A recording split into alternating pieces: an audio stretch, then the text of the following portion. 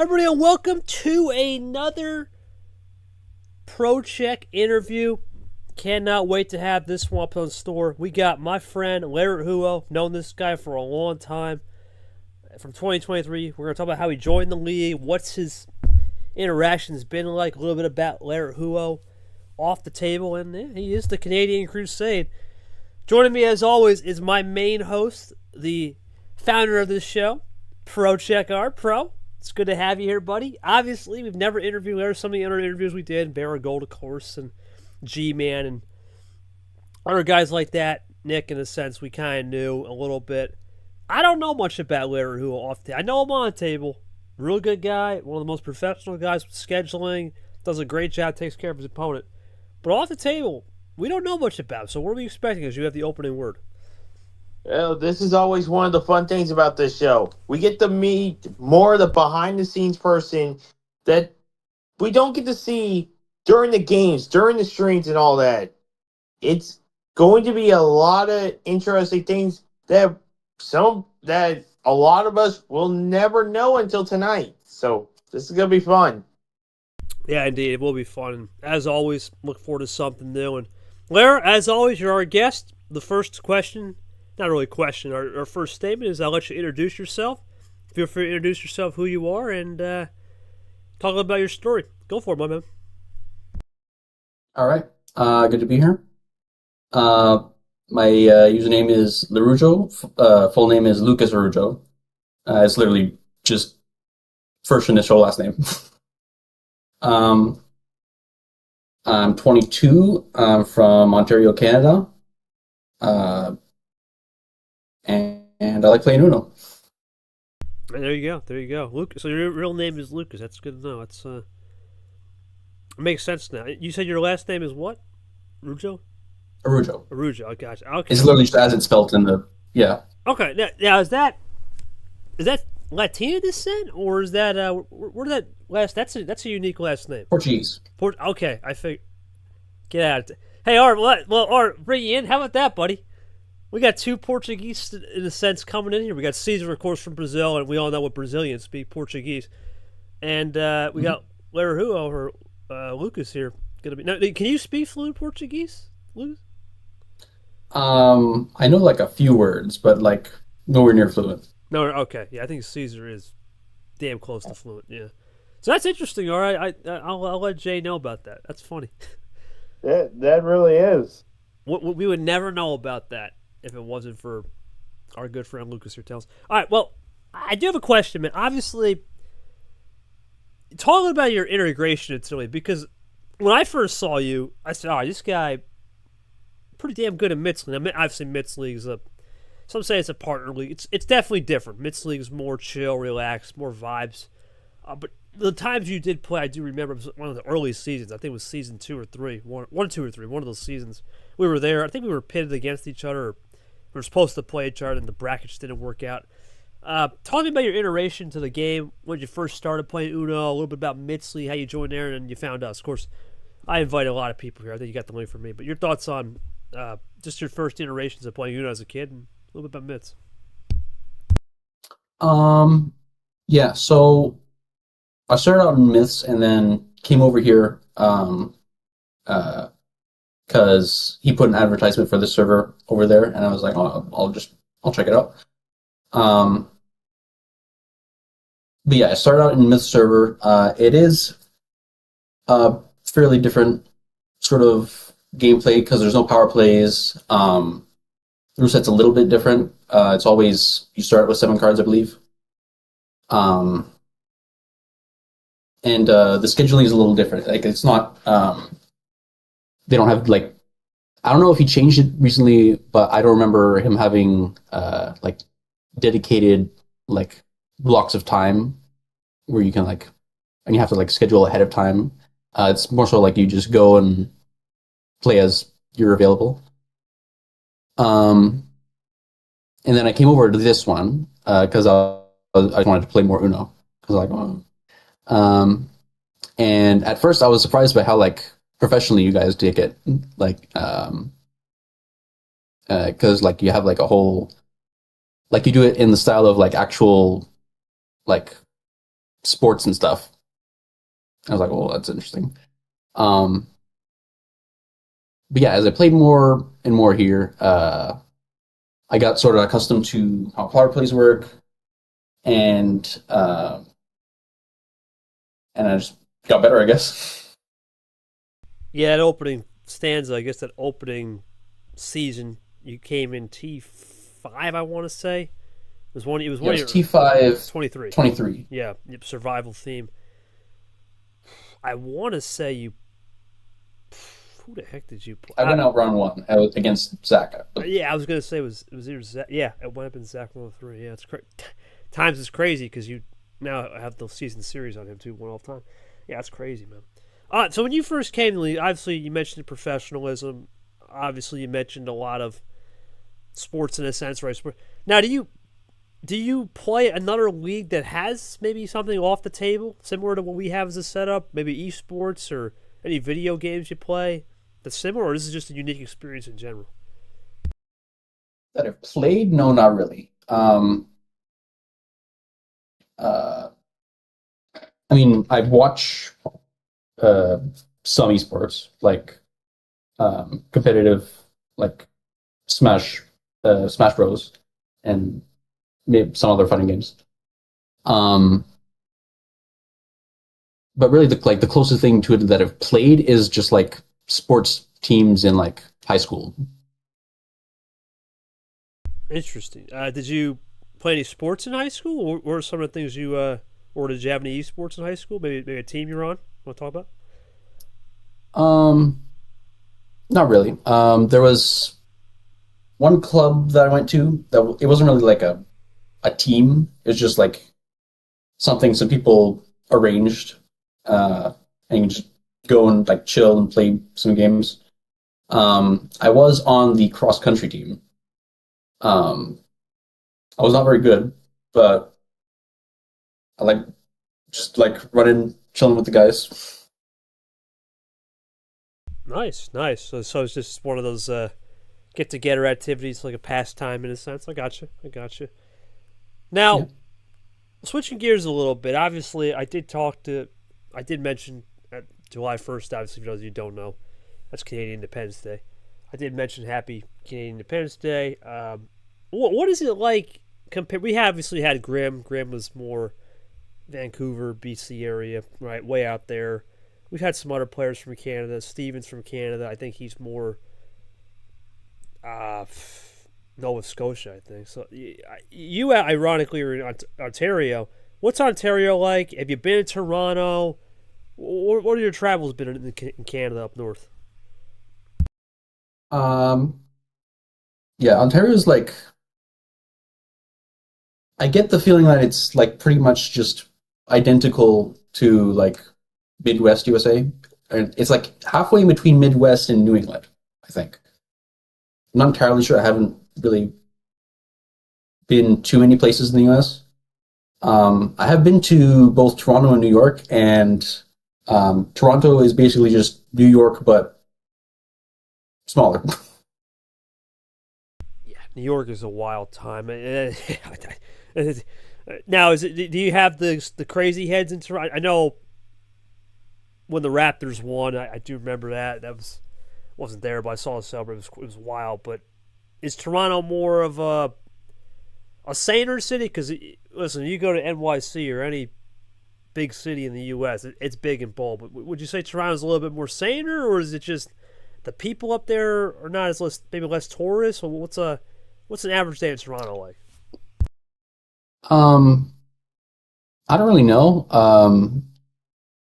I don't live in Toronto. I've been there for like events and stuff. Um, but the vibe that I get from it is like um, I don't know how to describe it. It's like it's very multicultural. Like in the same vein that New York is, but like a little bit different. I don't know how to describe it. No, I got you. Um, but yeah, it is. It's similar but different. It's weird to describe. Yeah, if New York is more that hustle bustle, the city that never sleeps, crazy, crazy, chaotic, always on the go, then Toronto is a notch down. Still got the crazy, chaotic vibes, Yeah, but it doesn't have there's a that little bit of that, but next level. Right, a lot tamer. right. I got you. Now you said you're more Ontario. Is that more like you said, hit or miss Midwest farmland? And there's hustle and bustle parts of Ontario. What would you say is the coolest part about Ontario? Um, that's a loaded question. Yeah, that's what we do on this show uh, sometimes. I don't know. Like, I mean, it's nice living here. I mean, um,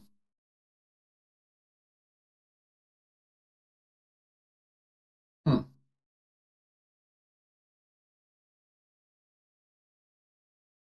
that's a tough question. Um, Take your time, man. You're good.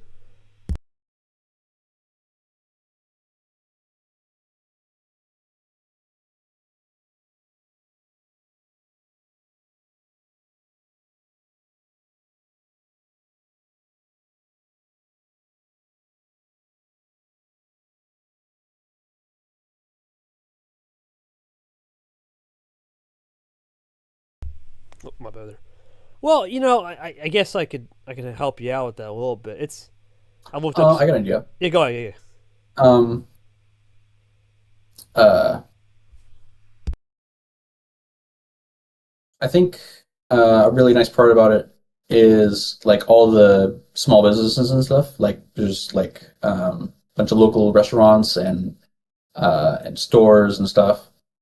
Um, and like there's a bunch of like tight knit communities and stuff. Um, so like if you uh, like you can go over to one town um, and see what they've got going on, and then you can go over to another town like next to it, and it feels kind of similar, but there's like something distinct about it. yeah. Interesting. Uh, Interesting. yeah, I guess the U.S. has that too. Um, I Yeah, don't know. yeah. No, we have it. We have that too. Really, anywhere has that though. You go to a certain Yeah, part of Europe or part of Asia. There's always like a city. It's hard to describe, but it's you may speak the same exact language. You might have the same exact tone. You think, but in reality, there's different dialects or different cultural traditions that makes it unique. So I looked up a little bit about Ontario. Obviously, you got Ottawa, right? National cap. Population mhm. is 1/3 of Canada. It's got Niagara, of course. You ever been to the falls? Yep, Oh, how was it, man? You gotta tell us the experience because that's a lifetime wonder of the world. Talk me through it. yep. They're pretty cool. There's like a tunnel where you can go underneath them, and like you can view the falls from behind it. And there's like a boat tour. I didn't go on that one, but like it takes you like right up to where the water like drops, and like you give everyone a poncho because it's like it gets soaked on the boat. Oh yeah. Yeah, there's also like a walkway where you can look at it from, and there's also lots of casinos. Oh, jeez. Well, Art, if we ever gotta gamble, man, now we know, right? No, all joking aside, it is a unique place though. When you go to the falls, it's such a unique place because there's of course the U.S. side, there's the Canadian side, and I remember, oh man, was it 13 years ago now, or a long time ago, maybe 12 years ago, and one of the stunt divers or one of the Wallenses walked it. I think it was Nick Wallenda. He walked from the New York side to the Canada side, and I never forget when he was walking that tightrope. He got to the other side and he pulled out his old passport. That was funny. It was still One of the most hilarious moments I've ever seen. Most hilarious yet death-defying stunts I've seen on live TV. That was the good old days. So yeah, now obviously Canada's known for different cultures. Do you see that French culture? Because obviously Montreal is big. Is there some maybe French cultures or other? Like we have Chinatown, right? There's small towns in New York that have their own descents. Do you have some of those towns, or is it? I know French Corridor is big up there, or Montreal, Quebec. Do you have a little bit of that influence up there? Because obviously Canada, France, real close in terms of culture descent. What are some interlines you've seen there? Yeah, actually, there's quite a bit of French here. Most of the French is in Quebec, obviously, but there's a lot of French Ontarians. There's a lot of French in New Brunswick. A good amount of French in Manitoba too, I believe. Um, and yeah, there's like dedicated French schools in the high school like curriculum. You have to take a French class, uh, and not just in high school, like in elementary school too. Yeah, no, I want to say most countries around the world they basically tell you, all right, when you first come into the system, you learn your native language. Let's say we're in, I don't know, let's take Indonesia, right, or Thailand. You learn your Thai, you learn your Indonesia, of course, your base, and then you got to learn a second or even third language. So English definitely, and then Yeah. Spanish is now almost becoming a third language for a lot of people now, for sure. Now, when you were in school, did you have to do that, or did you have a little bit different curriculum? Because obviously, U.S. and Canada. Yeah, you had to take at least one French class in high school, and in elementary school, they teach you French like all throughout it. Okay. Now, are you fluent French, or you know some words to get through? I know some French. I'm a bit rusty because I haven't really spoken quite a while. All right, give us your best French take right now. Give us some words. Let's learn. Let's learn. Art, All right. Art, get your ears up, buddy. We're going to have to learn some French, boy. Come on now. All right, give us your best, Lara. Or Lucas, give us your best, buddy. What we got? Teach us the ways. Um, Maybe I should give you. How do you say "how's it going" or "how you doing" in French? how you doing? That's comment ça va? Comment ça va? Okay, Art. There you go. Say it, Art. I'm not even gonna try. I'll do it. I'll do it because I've been to France before. Okay, so that's a good one. I could pass. I could give you the. Let me see. That's a good. Well, what time is it? Why do you say what time is it in French? Um, on. I could give you the Thai version of those. How you doing is. I think it's Anyway. uh, quel attempt? Let me check. Okay, let that. Yeah, get back in that. It's always fun to have a little cultural swap here.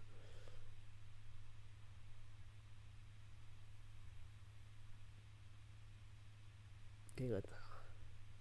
See, French art. It's funny art. It's I'll bring you in. You don't got to say any of these words because your head will explode. But a lot of the you go ahead. Quelle heure il? Say it again. Quelle heure il? Okay, or yeah. Okay, that was a little hard. Okay, or yeah. Okay, that was a little hard. That was a little hard. That was a little hard. Yeah, it's not easy. But a lot of the French, Italian, Portuguese, Spanish, they all can kind of understand each other because the languages are so similar. For Thai version, it'd be how you doing? Would be Sabai Mai.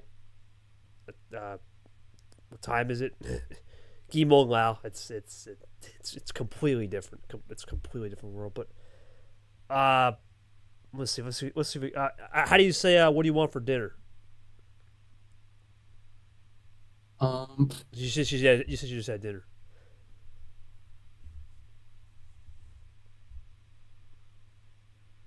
Sorry, what? Since you just had dinner, how do you say in French? What do you want for dinner? So, Oh, um,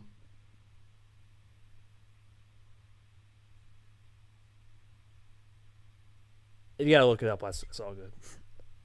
It's been a minute. I think I looked it up now. You go take your time. But yeah, as Lara looks it up, Bart, yeah, it's crazy, man. The cultures are a lot of the French, Italian, Spanish, Portuguese, even they can go from one language to another. Qu'est-ce que tu... Oh, So go ahead. qu'est-ce que tu veux pour le souper? Qu'est-ce que tu pour le souper? Okay. Qu'est-ce que tu veux pour le souper? Oh man, yeah, no. Qu'est-ce que tu veux? Yeah, I forget. Couldn't get it.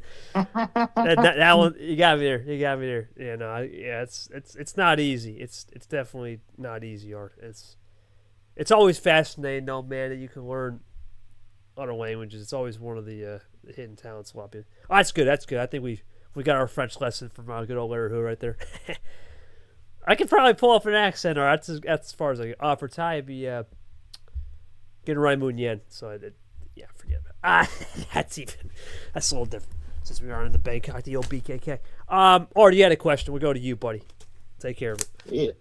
Yeah. I actually got a two-part question here to start with you, Lara. So Lara, where did you get that profile picture for your for Discord, and what's your thoughts on Super League so far? Oh, okay. I can tell you exactly where I got the PFP from. Let me. Yeah, I copied that in the last card deck, Sword. Classic. It was an ode to Lara after he beat me. Remember that? Yeah, for those of you who don't know, I was gone T5 a little bit. Well, a lot. And I know a lot of people say, okay, what is that card? Well, yeah, it was an ode to Lara. He beat me at that previous tournament, so I figured, you know what? Give a little respect. And that looks pretty... It's the coolest card in the deck. I mean, come on. You can't beat that. Now, is that Kirby? Is that what it is? It is Kirby, yes. Okay. It's just Kirby holding a gun. Let me find it. Okay, that's what I thought.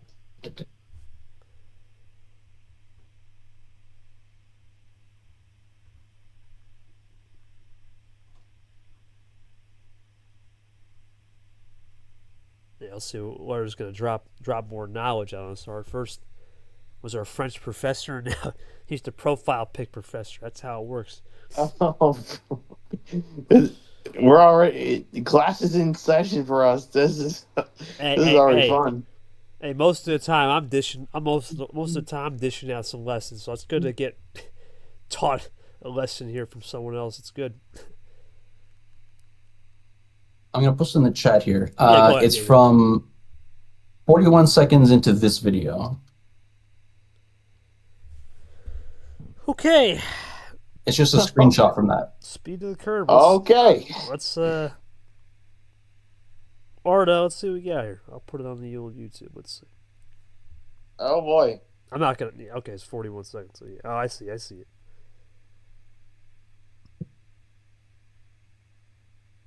No. Oh, I see it. There's the gun. Yep, I see it. I saw it. You can answer Art's second part. I have a follow-up question to that. Go ahead though, Larry. Oh yeah. Question was how's Super League, right? Yeah, how's your Super League experience? Pretty dang good, huh? Pretty good. Yeah. 2 wins. That's feels good.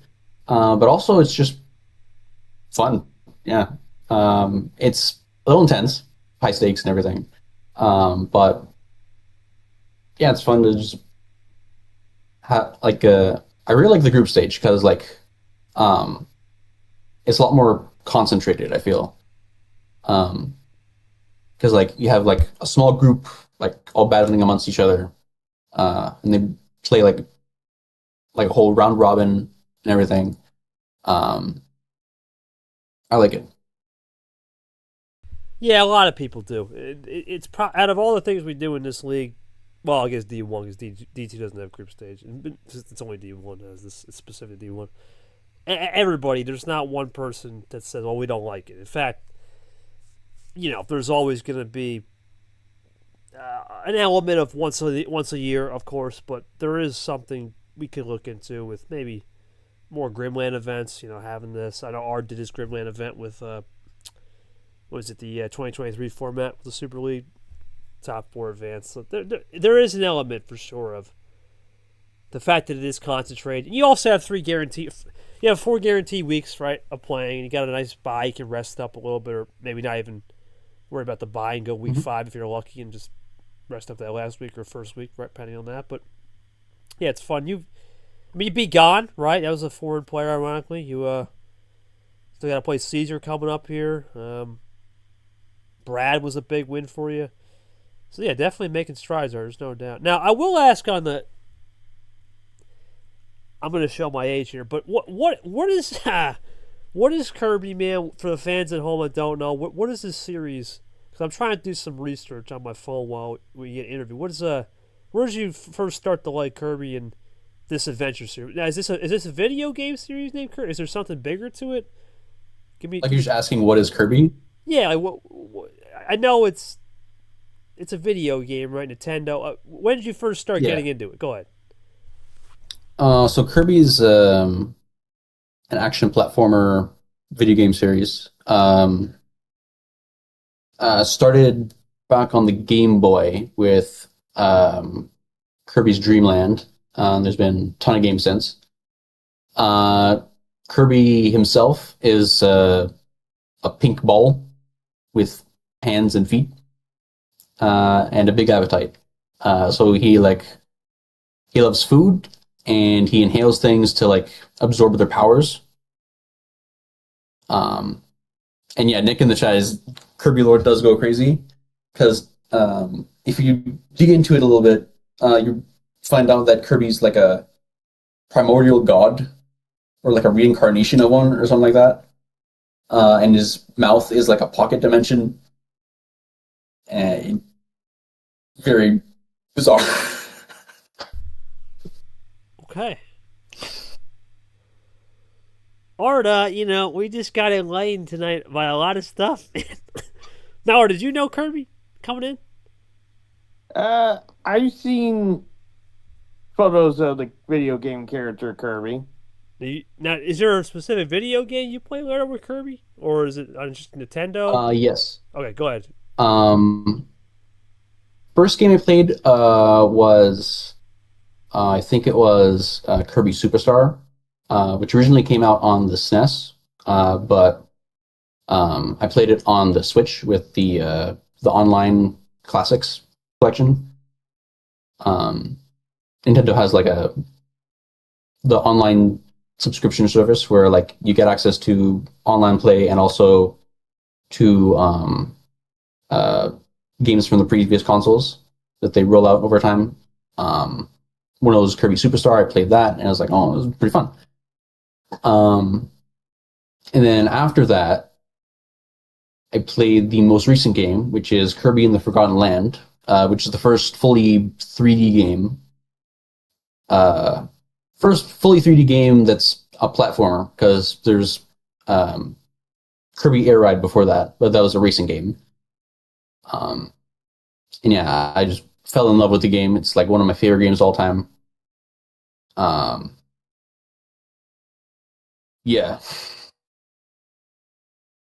Interesting. Now, do you have a what's your oldest console you have? Is it just a Nintendo DS? Do you have a PlayStation? Ooh. The oldest console I have is the original Xbox. Okay. I have original Xbox, the 360, Xbox One, and I have a Wii and a Switch. You're a loaded artist. So you're not a and my PC, of course. Not a PlayStation guy, right? You're not PS. No. I do kind of envy PlayStation a little bit, because they got some really good games on there, and I can't play any of them. I have family with PlayStation, but they don't really have the games that I'm interested in.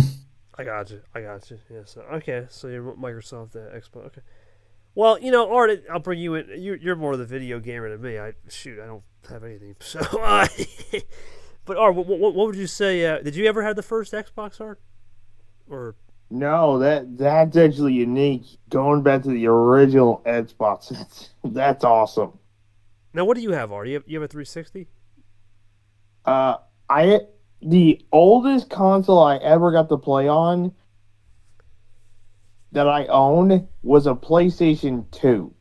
PS2. Okay, Ooh. that's swinging back to what 2006, '07, Yeah, No, it's like 2000. or two. Okay, yeah, it's yeah. Oh yeah, it is but 2000s. Yeah. going from like the Wii, Xbox 360, I got Xbox One now. Like, but geez, hearing someone have the original Xbox, that's just That's awesome. oh yeah, that's a collector's edition at this rate.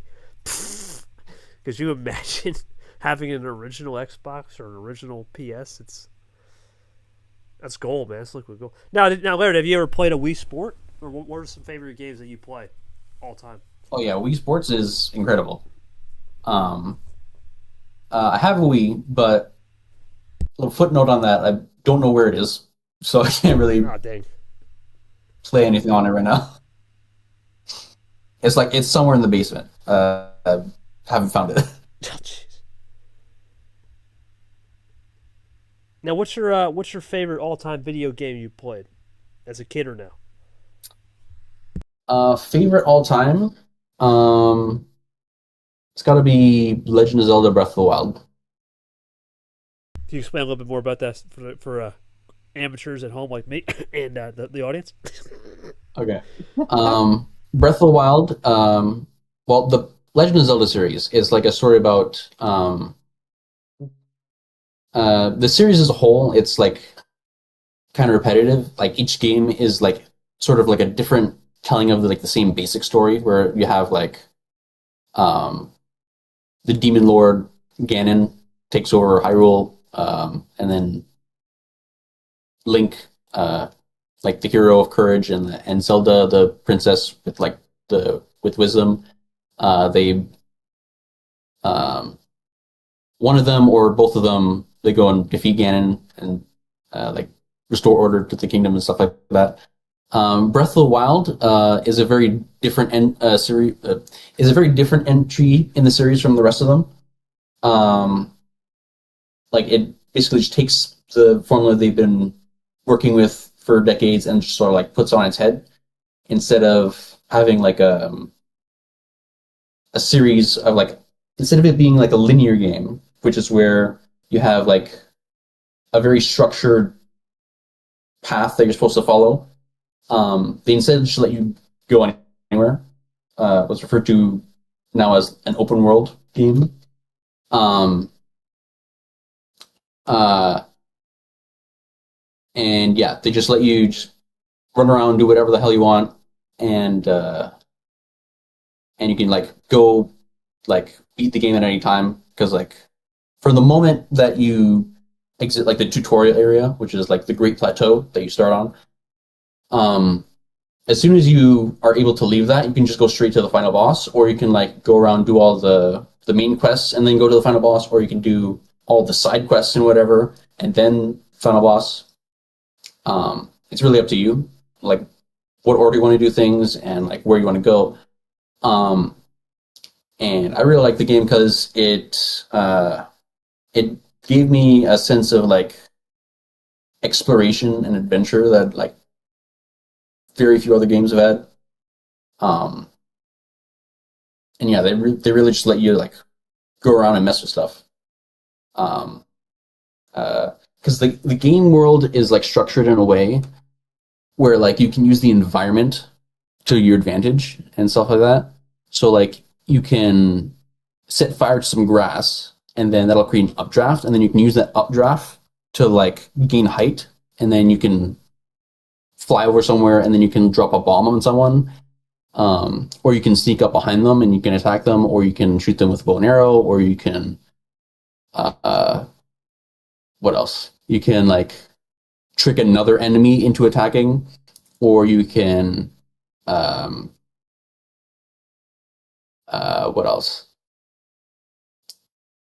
Or you can ride in a horse and attack like that, or you can grab a metal object and just like flail it around with magnesis, or you can like freeze someone in time with stasis, and then you can just attack them while they're frozen, and then they'll go flying because they build up energy, and then you release it, and then just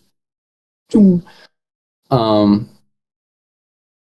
yeah, there's all kinds of like bunch of systems that like are like intertwining and stuff like that. Um and yeah, the world is like really fun to explore. I haven't played the game in quite a while actually, but like it left such a big impression on me that it's still my favorite game. Yeah, so from what I gathered, is challenges creativity, challenges innovation, challenges resource management, challenges management overall, challenges environmental awareness, and also it's wrapped into a narrative story. Okay. So, I'm learning, man. I'm learning. I'm not some dinosaur, you know? No, all joking aside. I always like to rib myself on these interviews because everyone jokes, man, you seem to know. No, I don't. I don't. This kind of stuff, I'm learning. I'm getting enlightened for sure. Now, you mentioned something interesting with the art of exploring, the art of innovating. Would you say that? Now you're in college, right? To confirm. Yeah. Okay. University. Would you say you could translate some of those sensory skills to some of your classwork and assignments you get? Ooh. Yeah, I think so. What would you say is the biggest skill you take it from those video games that you can apply to your major or classwork to get through? Go ahead. I mean, the biggest thing would be like analyzing how the games work themselves. Like the specific field I'm in is game programming. So like if I could like look at a game and like figure out how it works and like pick apart its like mechanics and like design and stuff like that, I can like sort of like incorporate that into like ideas that I come up with for like my own games in the future. That's interesting. So you're game program. That's a really interesting. I think we've interviewed a lot of people. I don't think. Now, what does that entail? Game program. And then I'm going to have you do an assignment real quick, and this is going to be good now. But what is game program? We're doing a lot of interactions here. I like this interview. But what does game programming mean to maybe the how to game programming 101 for dummies? What's the brief definition of what that major is and what it entails? Okay, so game programming, the course is really about just like game development in like a company. Because there's different kinds of like you can make a game by yourself, you can make a game like with like your friends, just like on your free time, or you can like make a game as part of like a company and have it like as your job. And like the program sort of like trains you for that sort of thing. So like they teach you about like team communication skills, and they teach you how to code a lot of different specific things. They teach you about like, how do I say it? Like things you can do to like structure a game better, both design wise and code wise. You can they teach you about what else? They teach you about like the development cycle as a whole. Like, so when you make a game, there's like different stages. So like you start out with like you come up with the concept, and then you flesh it out. You make like a document that like describes how the game works. Called a game design document. And then you take that, and then you put it into, and then you like sort of like make it, like you build the different parts of it, and then like you put them together. And there's like a whole alpha, beta, release, and then maintenance stage and stuff like that. They teach you about like different game engines. They have you make your own game engine. Um, yeah, they teach you all kinds of stuff. This is fascinating, man. This is something that not a lot of people would know. So you have to build almost a portfolio of stages within the Yeah, game. I got you. Completely get it. Now. Let's say the portfolio is also like an important thing because like if you go to get a job, they're gonna look, the company is gonna look at like what experience do you have making games. So like a big part of it is like actually making games in college so that you have like stuff to go off of for like your resume. okay, and you also have to analyze stuff. So what I wanted you to do as a game programmer, I saw before. Oh, this is good. This is in the industry. It's what they call background research. I saw you playing Sea of Thieves. Give me the Cliff Notes version of that as a game programmer. What can you improve on that game if you had the Sea opportunity? of Thieves? Yeah.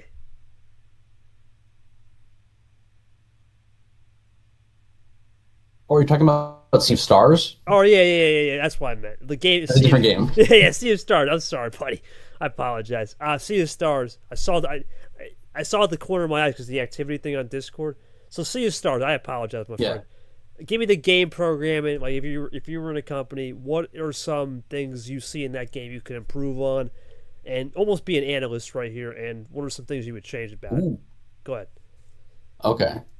Um, okay, so a bit of background. Sea of Stars is an RPG, um, a turn-based RPG where like you um, there's two main characters, and they have like sun and moon powers, and then there's some other characters that join your party and like you and other ones that like you work with, but they don't like fight alongside you.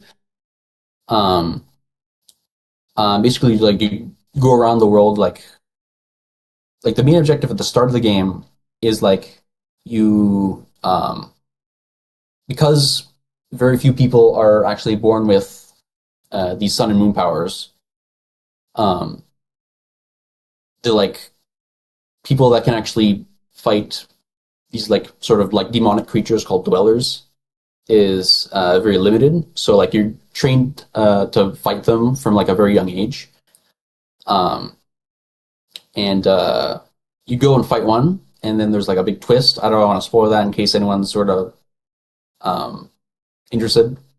But yeah, and then after that, you go and like explore different parts of the world and stuff like that. Um, Something I would improve about it. So something about the game is that it's not like a lot of other RPGs where you just like pick a move and then it happens, where they're like purely strategy based. This game there is a lot of strategy, but there's also the aspect of um, you have to like time your attacks, and you can also like time blocks for when you get attacked by the enemy. Um, and there's no way to really like practice that. You have to like sort of just find enemies out in the world and then fight them. Like there's no like training room or anything. Um, if I were on the dev team there, I would add in like a thing in like an options or like the settings to like practice some things. Um, um, Another thing is one thing I do really like about the game is how many settings there are for like difficulty. So when you start the game, there's like there are three like main difficulty settings, but what they really do is that they enable or disable certain what do you call it? I think they're called amulets. And they're basically just like things that you can collect throughout the game that affect certain things in the gameplay. And you can like freely toggle them on and off to like sort of get like a feel for what kind of difficulty you want to do. Because there's like some mechanics in the game that are like, for example, when an enemy is casting a spell, they get like a defense bonus. and there's an amulet where like that you can disable that. So like if you don't want to deal with that extra defense bonus, you want to have like your damage be consistent, then you can get that amulet and then like turn it on, and then when they cast spells, then you don't have to like then like your damage like is the same as like when you normally attack. Um, so yeah, that's an aspect I really like. Um,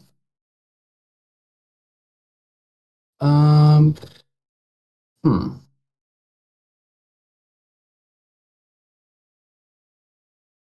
What else?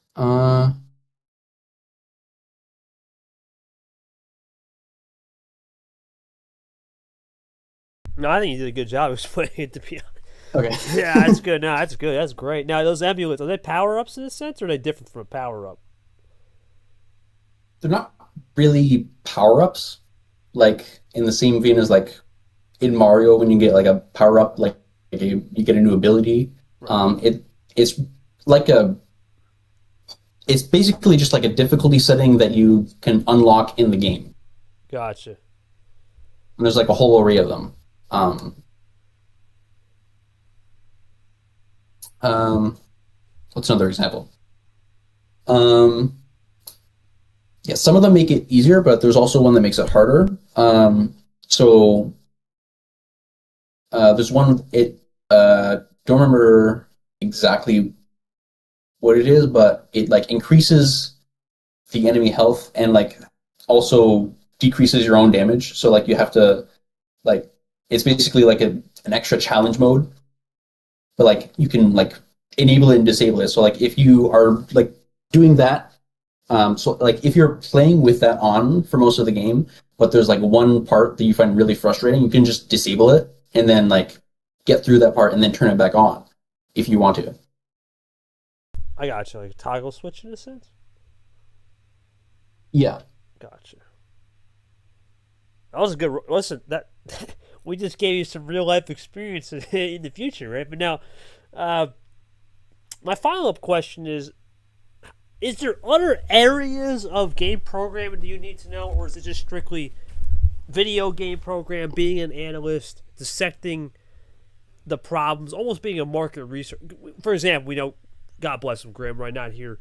He loved code, right? He developed a bot that was code. Did you need to have coding experience for this to create your own Yeah, game? you do a lot of coding. Okay.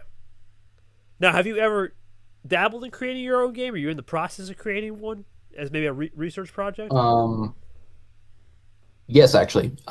Okay. So throughout the game or throughout the like program, you make like 3 or 4 different games.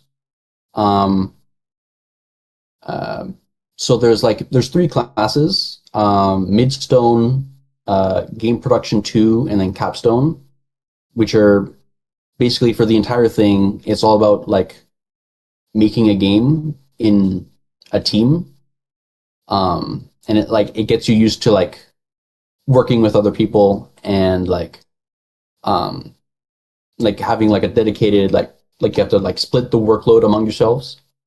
Um, because it's not like you like join another company and they like tell you what to do. Although there is a class like that called Field Experience. Um, that's next semester though. Uh, but yeah, in those 3 classes, like you're basically just on your own making a game, and then like they just track your progress, and that's what your grade comes from. It's like your ability to like work together and like figure stuff out. Right. Well, that makes sense. I got you. Keep going. Yeah. So yeah, you do end up making a few games just like as you go through the program.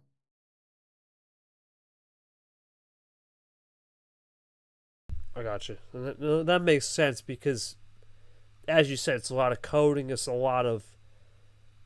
almost a lot of communication in a capstone, right? That's looked it up. It's a big group project. Now, is that what would you say is the hardest thing about working with other people and developing game? Is it just the fact that you have to control 7,000 opinions? Is it the fact that everyone's got their own ideology on what they want to code? Is it a different market research they feel where the pros and cons of each game is different? What's the experience like when you're maybe first starting off with a team? If you want to give that insight. It depends, like the scenario. So, like if you're working in a large team, the biggest challenge is like um, communication and like getting everyone on the same page. Because like you can have like um, because you and like someone on a like a different part of the team can have like very different ways of like perceiving like what something's supposed to be. So you can like run into a conflict where like you're doing different things, thinking that you're both on the same page when you're really not. Um, uh, so yeah, the biggest struggle there is just like making sure everyone knows, like everyone's like in agreement with like what's actually going on. Um, if it's a game jam, which is where you make a game in like a short amount of time as like a one-off thing, usually with a small team, but you can make it with a big team if you want to. Um, the biggest thing there is organizing like what needs to actually get done, and also figuring out like a game plan very quickly. Because you have a limited time constraint, you have to like plan out the entire time that you're doing the jam, because like um, you don't really have time to like figure stuff out. You sort of like need to like figure out what you're doing from the get-go, and then like work on it, because like working on it will take some time because you're going to run into issues that you need to fix. Um,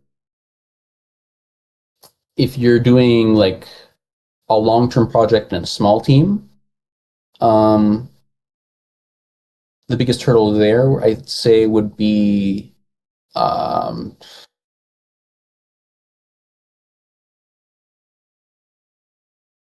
probably be um, like agreeing on what you're doing, because like you and uh, other people could like be on the same page, but like disagree about like what direction you should take the game. Um, and if you're like unable to come up with like a consensus of like what you're doing, or like if none of the group really like has that strong of an opinion about um, what you should do in a specific part of the game, then it's gonna like kind of drag on, because like no one was really um, because like you're gonna have like a sort of like vague idea of what is going on, but like you don't have like a concrete idea. Um,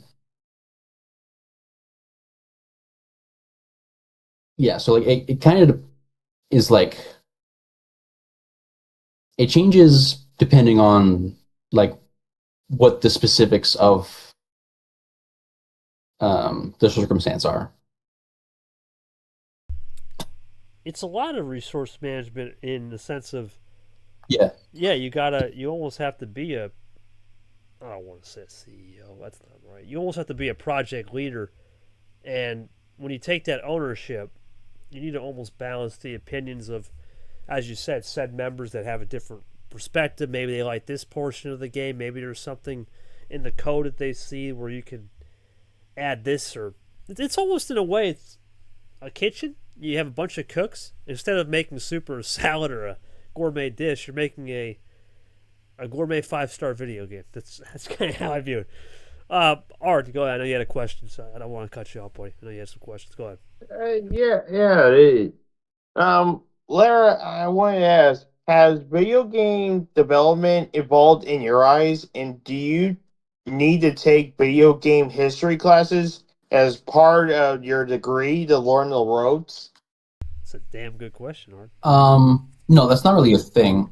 There aren't really game history classes. Although I do find game history pretty interesting.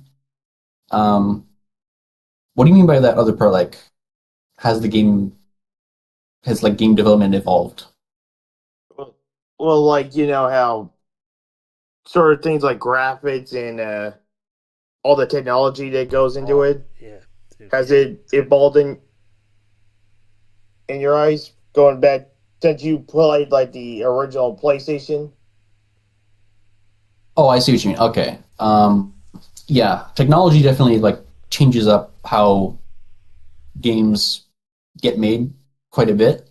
Um, like back in the like old school days, you could only really make a game if you were like a huge computer nerd, basically, because you need to like work what's called very low level, which is where um, what you're doing isn't like writing like the code you write is more like um, it's more dependent on like the hardware because like you need to know like what different like operations the processor and like can do and stuff like that. Um, and then yeah, that's how it was sort of like back in the NES, the SNES, um, stuff like that. And then you get into like the N64 and like the GameCube, sort of, and like the Xbox and the PlayStation stuff like that, where games are now um, where the technology is enough where it's not like a dedicated like um, just game running system where it's now more in line with the computer where it's like it runs a program and in that case you need to like run work out like um, in that case like you don't need to know the specifics about how like the hardware works as much although it is still important because of something called optimization, which is where you make the game like run better. Um, but in that, you're more able to like code with like uh, what's called higher level languages, where the programming is more in line with like how humans sort of think. Um,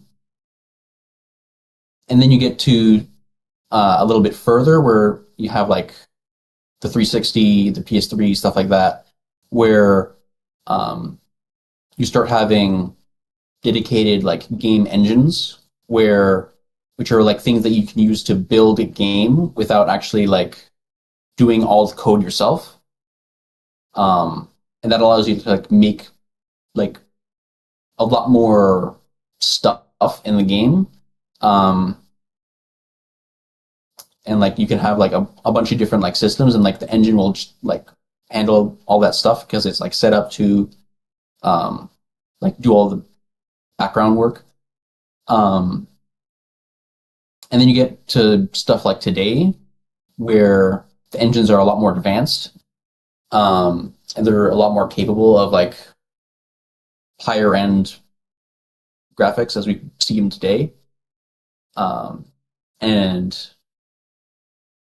uh, that's very different because it means that like um, anyone today's can make a game. Just like even if you don't go to like uh, a college like I am, you can figure out how to make a game yourself because there's like plenty of like tutorials online and stuff like that. Um,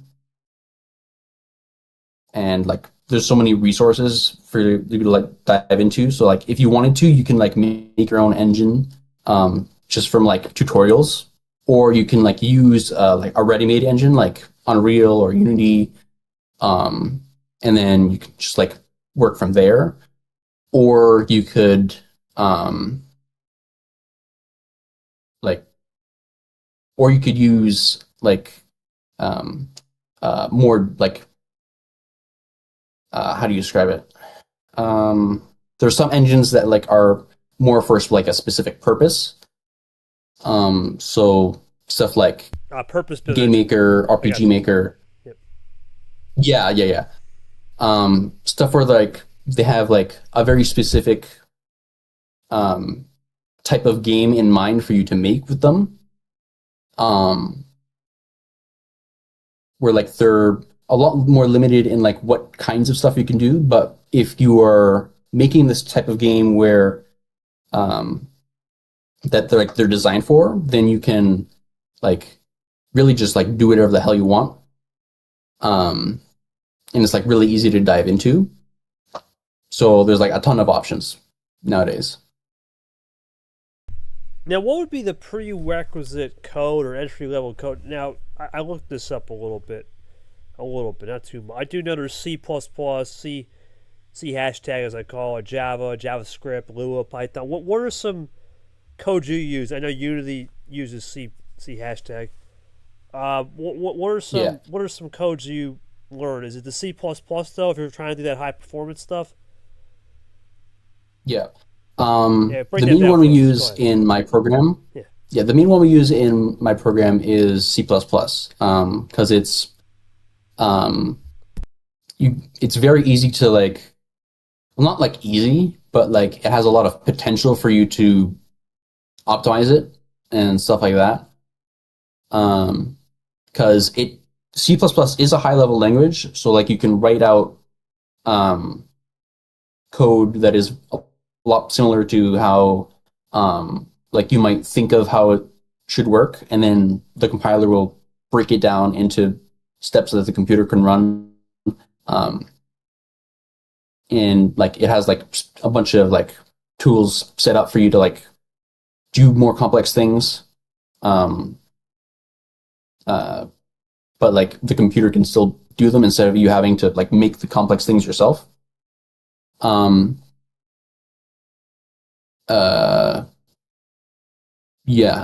But it also allows you to go lower level and like, because C++ is built on C, which is a lower level language. It's still like a high level language, but it's lower than C++. So like it is closer to like the hardware of the computer that it's running on.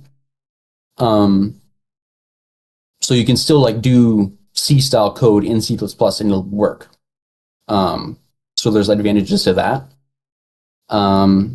We also do a bit of C# or C hashtag as you call it, because that's the language that Unity uses for its scripting. I also know a bit of Java from the coding class I took in high school. Not many games use Java, but like there's Minecraft, for example. That's probably the most famous one. Can't really think of anything else, but there's also that. And Java is like good for like if you want to learn how to code in general, because Java is like set up to like force you to learn like good coding habits. But yeah, you can make a game in just about any programming language. Like there's tons of games made in Python. There's games made in JavaScript.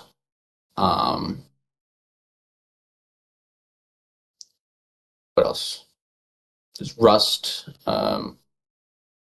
There's games made in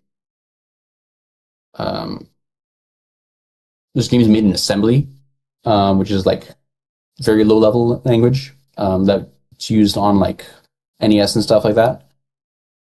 But yeah, you can make a game in just about any language. Like it really just depends on like what you want to learn. But yeah, C++ is the main one we do in my program because that's the one that a lot of companies use for their games.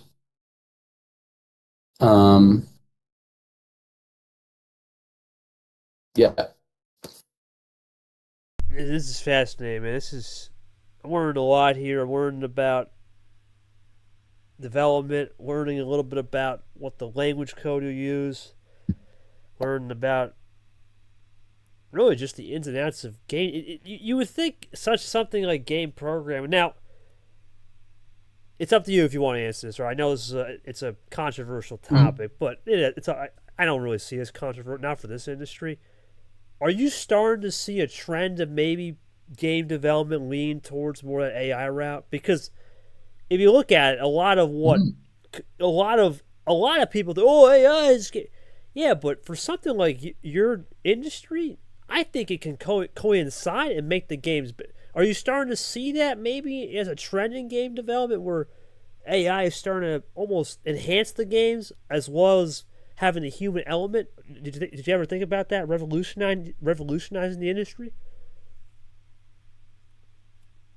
Uh, yeah, there's a lot of aspects to AI in game development. Um, uh, like, for example, a lot of like my classmates, they use like AI to like help them write code. From my experience, I don't think it like helps that much, and I also find it better to like just learn the thing myself because then I have like a better understanding of it. Um, but yeah, AI can help you like write code because like there's a ton of documentation about coding online, and AI can just like absorb that and like figure out what you're trying to do, and like and help you out with it. Um, but also it can write really sloppy code that doesn't really run that well, or sometimes it just doesn't work because it might think you have something that you don't, or it might just like make something up. Um, there's also um, AI like language models in general that like you can use in a game to like write dialogue and stuff like that because there's some games that do that to like have to let you like talk to NPCs and stuff like that.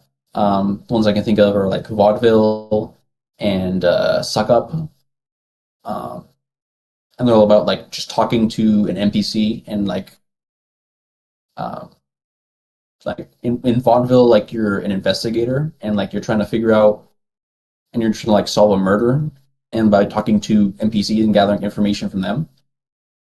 In Suck Up, you are like a vampire and you're trying to convince um, people to like let you into their house so you can like eat them or drink their blood or whatever. Um, that would like heavily depend on like how advanced the language model is because like with those games they're like a lot goofier in premise. So like it's okay if the AI does something like weird. But if you're trying to make a game that's like that like takes itself seriously, then an AI language model, I don't think it's like at the level where that can really work yet. Because like if you spend time talking to an AI, like it'll a lot of times like say something that just like doesn't make sense. And if you have that in a game, then like it'll probably like put players off. There's also the aspect of like AI, like image generation and like modeling and stuff like that. Um, uh, and you could do that for games, and a lot of games do that. Um, but a lot of people see that as like being just like lazy and stuff like that. So I don't know if it's really like that helpful because like there's a ton of like artists out there and modelers and musicians and stuff that can like do stuff like way better than AI can. Um, but like AI um, is impressive, but like as it is right now, um, it is very limited in what it can do. But like I could definitely see it being like a lot more integrated with the industry in the future because um, like as the technology improves, um, yeah. No, the one thing with AI, it's ironic because I was at a conference last month and they didn't talk too much about video game, but they did talk about one piece of AI I found fascinating was the machine learning. Because that, I think, makes sense because a lot of action games, so you're let's see, your sports games, because Ooh, yeah. mechanical movements, right, of the players, racing games, for example, in a MotoGP or an F1 style, the way the game is going a little bit to where you have to make the player almost react to mechanic. Talk to me a little bit about the ML machine learning, the MLAI, excuse me, about how that's advanced, because I think that's the part of AI that fascinates me, is how machine learning has been a forefront thing that's been around for years. Think about it, the first ever video games had it, but the thing is, it's been so almost revolutionized that it's night and day compared to, let's say, the first iterations of Monkey, for example, right? He has Donkey Kong profile. Donkey Kong, when it first came out, if you revolutionized it, you have a modern day Donkey Kong, it would look completely different. So talk to me about the MLA, the machine learning AI. It's how it's also developed in your industry. And is that something you're learning as well in your courses you take, just understand machine learning in general?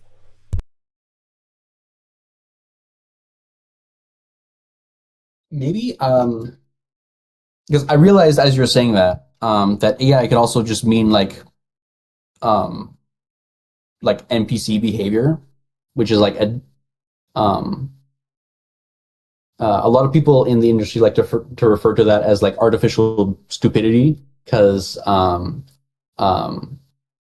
the AI in the sense of like how um NPCs and stuff like that work. It's very like simple and like algorithmic.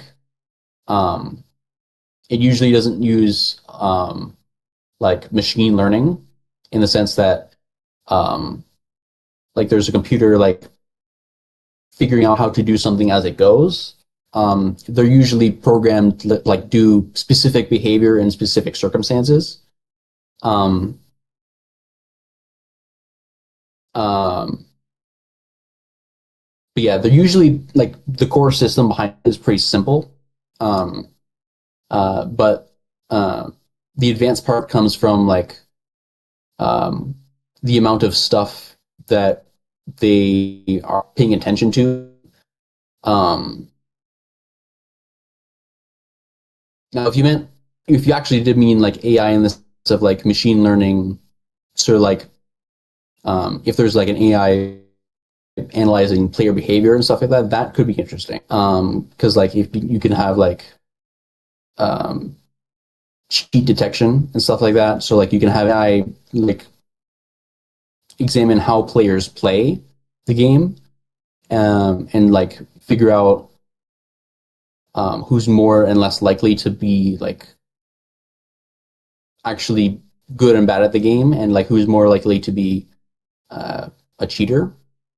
So that's actually a very interesting application. Of course, you'd still have to like vet it, so like so you don't have like a AI automatically like banning people that aren't cheating, like if it looks at what someone's doing incorrectly. Um, um, but that is like an interesting uh, aspect of AI. Yeah. Yeah, Um, yeah. Not to cut you off, it is something I thought about, because you're right. When you study any type of data, you study type of behavior patterns. Yeah, I know we're getting a little bit of psychology, but in a way, when you're developing or being a developer of anything, you have to almost understand patterns and trends along with your coding, your resource management. But keep going. I just wanted to say it. no, I was just about done actually. Oh damn. Okay, no worries. You know, it's fascinating. Like I said, man, it's fascinating stuff that we've developed and evolved from a society where we 15 years ago, 10 years ago, growing up, cell phone was revolutionary 15, 20 years ago. Now it's AI and machine learning, and I know for a fact it's coming soon, or if it's not already here, quantum computing. Nick could talk about. He's an engineer. We had a little bit of discussion. I don't think we talked about Nick. I don't think we did on the interview with you. We didn't talk much about AI about your industry. If we did, it was very brief. But yeah, it's a. And I'll say this much: it's a, yes, is it a controversial time? Absolutely, it is. But I think Cody Smart and I were talking about this when he uses Grammarly AI and all this stuff. I think if you use it right and you use it for your benefit or to make something better, I don't think it should be looked upon down. No way. What people Yeah. fail to understand, Like the general sentiment. go ahead. Yeah. I think like the general sentiment is that like AI is like a powerful tool, but like it's not like completely replacing everyone because like you still have to like know how to use it in the right way. Because like if you just get an AI to like spit out a bunch of stuff and then you like stick it together, it's not gonna like turn out very well. Like you still have to like figure out what parts the AI is giving you are like useful and what parts aren't. Yeah, it's still in basically the infancy state. It's I would say the closest thing I would say to this. It's more of what we saw. Well, maybe not. You were bored, but really around 1995, 96, when everyone thought the robots and computers were going to take over the world. But in reality, that was just a technological revolution from the big boxy computers, the big boxy TVs to smaller, right? We went from big to small. Everything's compact. What AI is basically is you have the compact small, but what it is we're going from compact to small to revolutionary in terms of ideas and machine learning. It's a different type of, we use French, right? Je ne sais quoi. It's a different type of unique avenue we're going down as a society. And because it's such an infant stage and it's an early development thing, and technology, despite being evolved, there's so much more to discover. I don't expect it to really start running for another 15 years of where it gets really good. But right now, it's still young. It's so infant stage that you could probably, like you said, you could probably create your own game and use the Unityers, for example. And I remember used to playing Unity games. They were great. And you wouldn't be able to tell them. So you still have to have the human element. But all right, I want to go to you, buddy. I know you had a question. We'll switch it up a little bit. I have some more questions about this. This is fascinating. We'll go back to Ard. Yeah. So since you're Portuguese descent, since you do have Portuguese descent, uh, do you have any dishes that you have ever tried that brings you a slice of that culture? Um, hmm. Um, kind of. Um,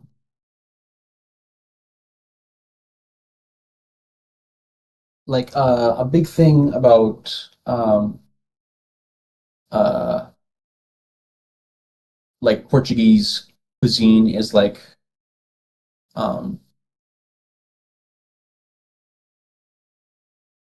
I don't know how to describe it. It's like um A lot of seafood, I know. yeah.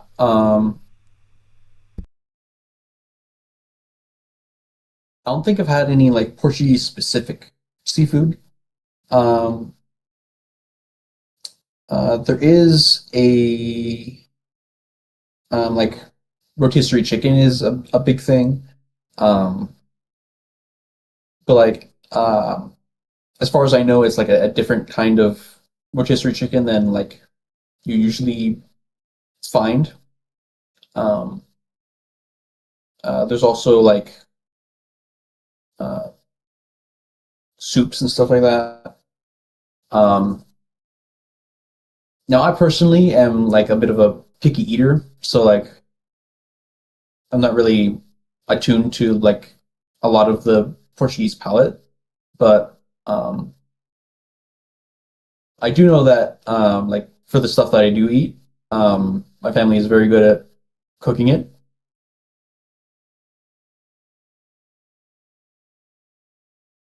Your favorite dish your family's ever made for you? Ooh,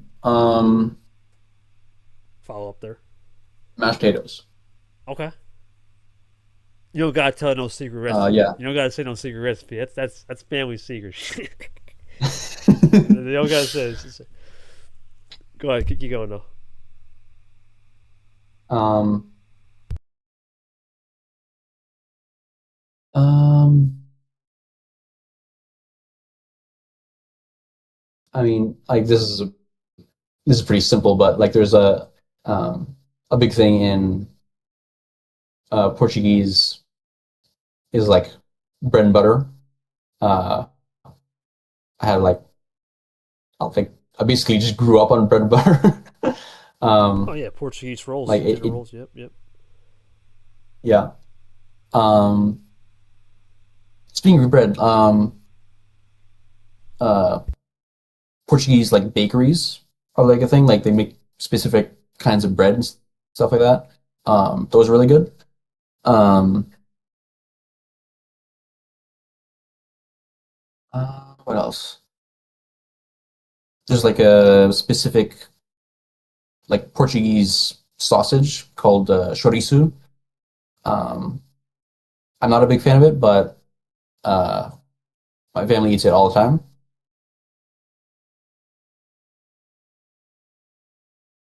You ever had baklava? Um, Baklava, excuse me, baklava, not baklava. Baklava. Bacalhau. Oh yeah, yeah.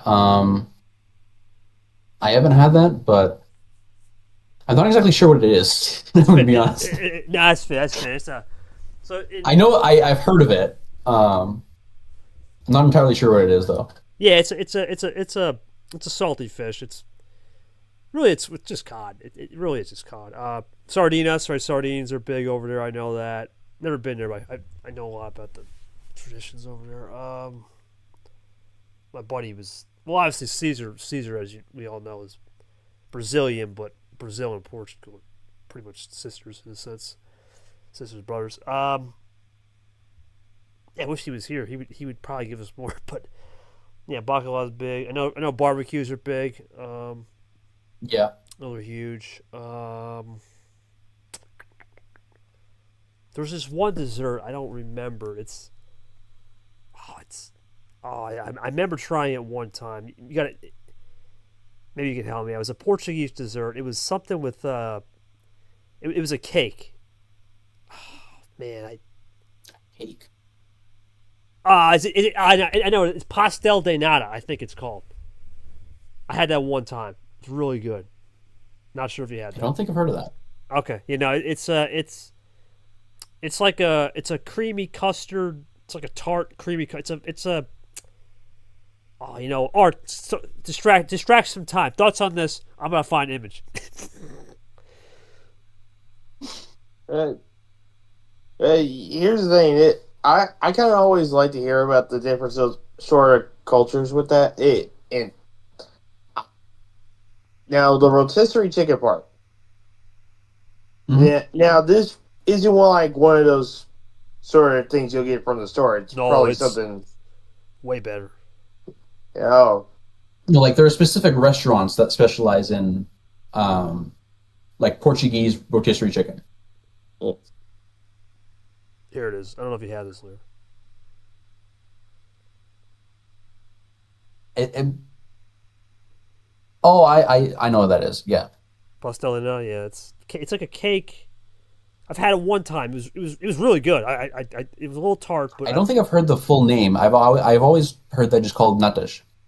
what is it called? What did you say? Sorry. Like my family always refers to it as just natas. I haven't heard pastel de nata. Oh, okay. Yeah, it's like an egg tart in a sense. It's like a little pastry. It's good. I had it one time. It's not bad. Keep stalling time, or I'll find you that Portuguese rotisserie chicken.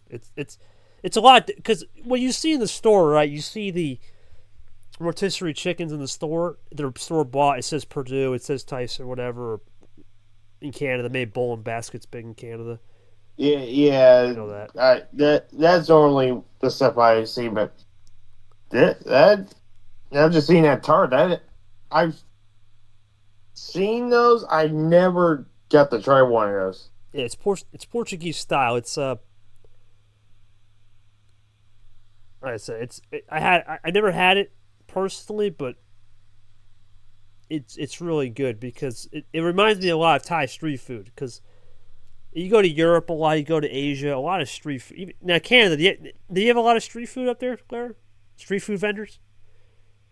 Um, yeah, like food trucks and stuff. Yeah, Yeah, there's yeah. a ton of food trucks. This is the best I can describe it, Art. It's really good. You got it's a little bit more flavorful, a little bit more darker. It's got a lot more seasons and herbs. It's decent stuff, man. It's if you're a diehard fan of chicken or just a diehard fan of savory food, yeah, Portugal is like I said, my barbecue's got good stuff. So that's a good question. But yeah, no, it's funny because we're in Bangkok and in the Super League, and I always think about the street people, man. The street food, street vendors. It's insane. The amount of people that you go to a mini mart at 6 a.m. is different than going to a 6 a.m. and you see a bunch of street food vendors and you're talking about, you know, people, this is what they do for a living, make a good 6 hour day out of it, come back the next day, and it's cheap food. I mean, we're talking. Or I tell you, I got a full dinner or a full breakfast, man, and we use bai out here and in Thailand.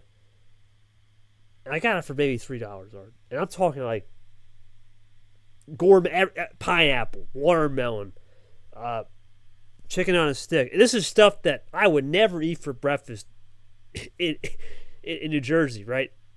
When is KT ever eating fried chicken at 8 in the morning? But over there, there's something different over there where it's like, damn, you know what? The calories just don't count. It's overseas. It's great. It's funny. It's the same thing with any time when you go to Europe. Same thing when you go to a Portuguese or a French pastry shop. Calories don't count, man. Just go out there and send it. So, absolutely, no, it's absolutely fun to talk about a little bit of the culture stuff. But yeah, so no, and I'm sure Lara's family knows about that. Now, do you guys celebrate? Obviously, you celebrate Thanksgiving in October, right? We all know that. That's coming up soon. Yeah. Is it the same traditional turkey, or do you have some different tradition that you have for your family? We'll talk. Yeah, it's still turkey. Okay. Anything special? Do you have maybe? Well, your favorite mashed potatoes, but is there anything else special? Yeah. That you like? What a big Thanksgiving. It's our Columbus weekend. It's your Thanksgiving October. Go ahead. I mean, it's pretty much the same as American Thanksgiving. Like, just get-togethers with family, you eat, and yeah, do stuff together. I don't know. No, I figured. It's the same thing. It's okay. Yeah, I figured. Always wanted to ask that. Same thing, different day. Yeah, same thing, different day, right? So, I asked that to Grim a little bit. When Grim was here, he had some fun traditions for sure. But yeah, it's funny. You mentioned JavaScript. I think it's where Grim used to. I didn't even think about Grim used the JavaScript code. So if we ever bot prov, and we might have to call you. We go from one Canadian to the other Canadian, right? It's kind of funny. It's we ever have code prompt. We always have the GitHub too, but all joking aside. Well, I wanted to go back to this conversation with the video gaming, and there's 7 stages. I know of any business or any game, there's always 7 stages. Obviously, there's your market research, you got post-launch, you got development.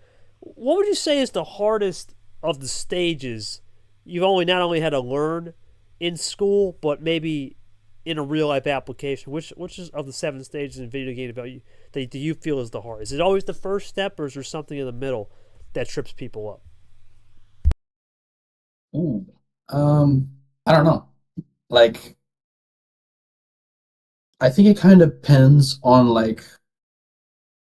depends on the scenario. Like, if you are starting out as an indie dev, the hardest part would probably be um figuring out a system for making stuff, because if you haven't published any games yet, you sort of have to figure out the whole process, and that's probably the biggest hurdle. And then after you have it figured out, you have a system that you can go through, and then the rest of your games are a lot quicker to make. if you're in like a big studio, um, hardest stage would probably be, I think, um, it's called the alpha stage, which is where like you make a lot of the systems of the game, but they're not very fleshed out yet. So like it's hard to see like the game as a whole as like being like a product. Like it's just yeah, like it feels more like a bunch of stuff tied together at that point. And then like in the beta it gets sort of fleshed out and then it starts to like all come together. Um if you're working for um a company that makes like a live service game, for example, like one that puts out new content over time after it gets released.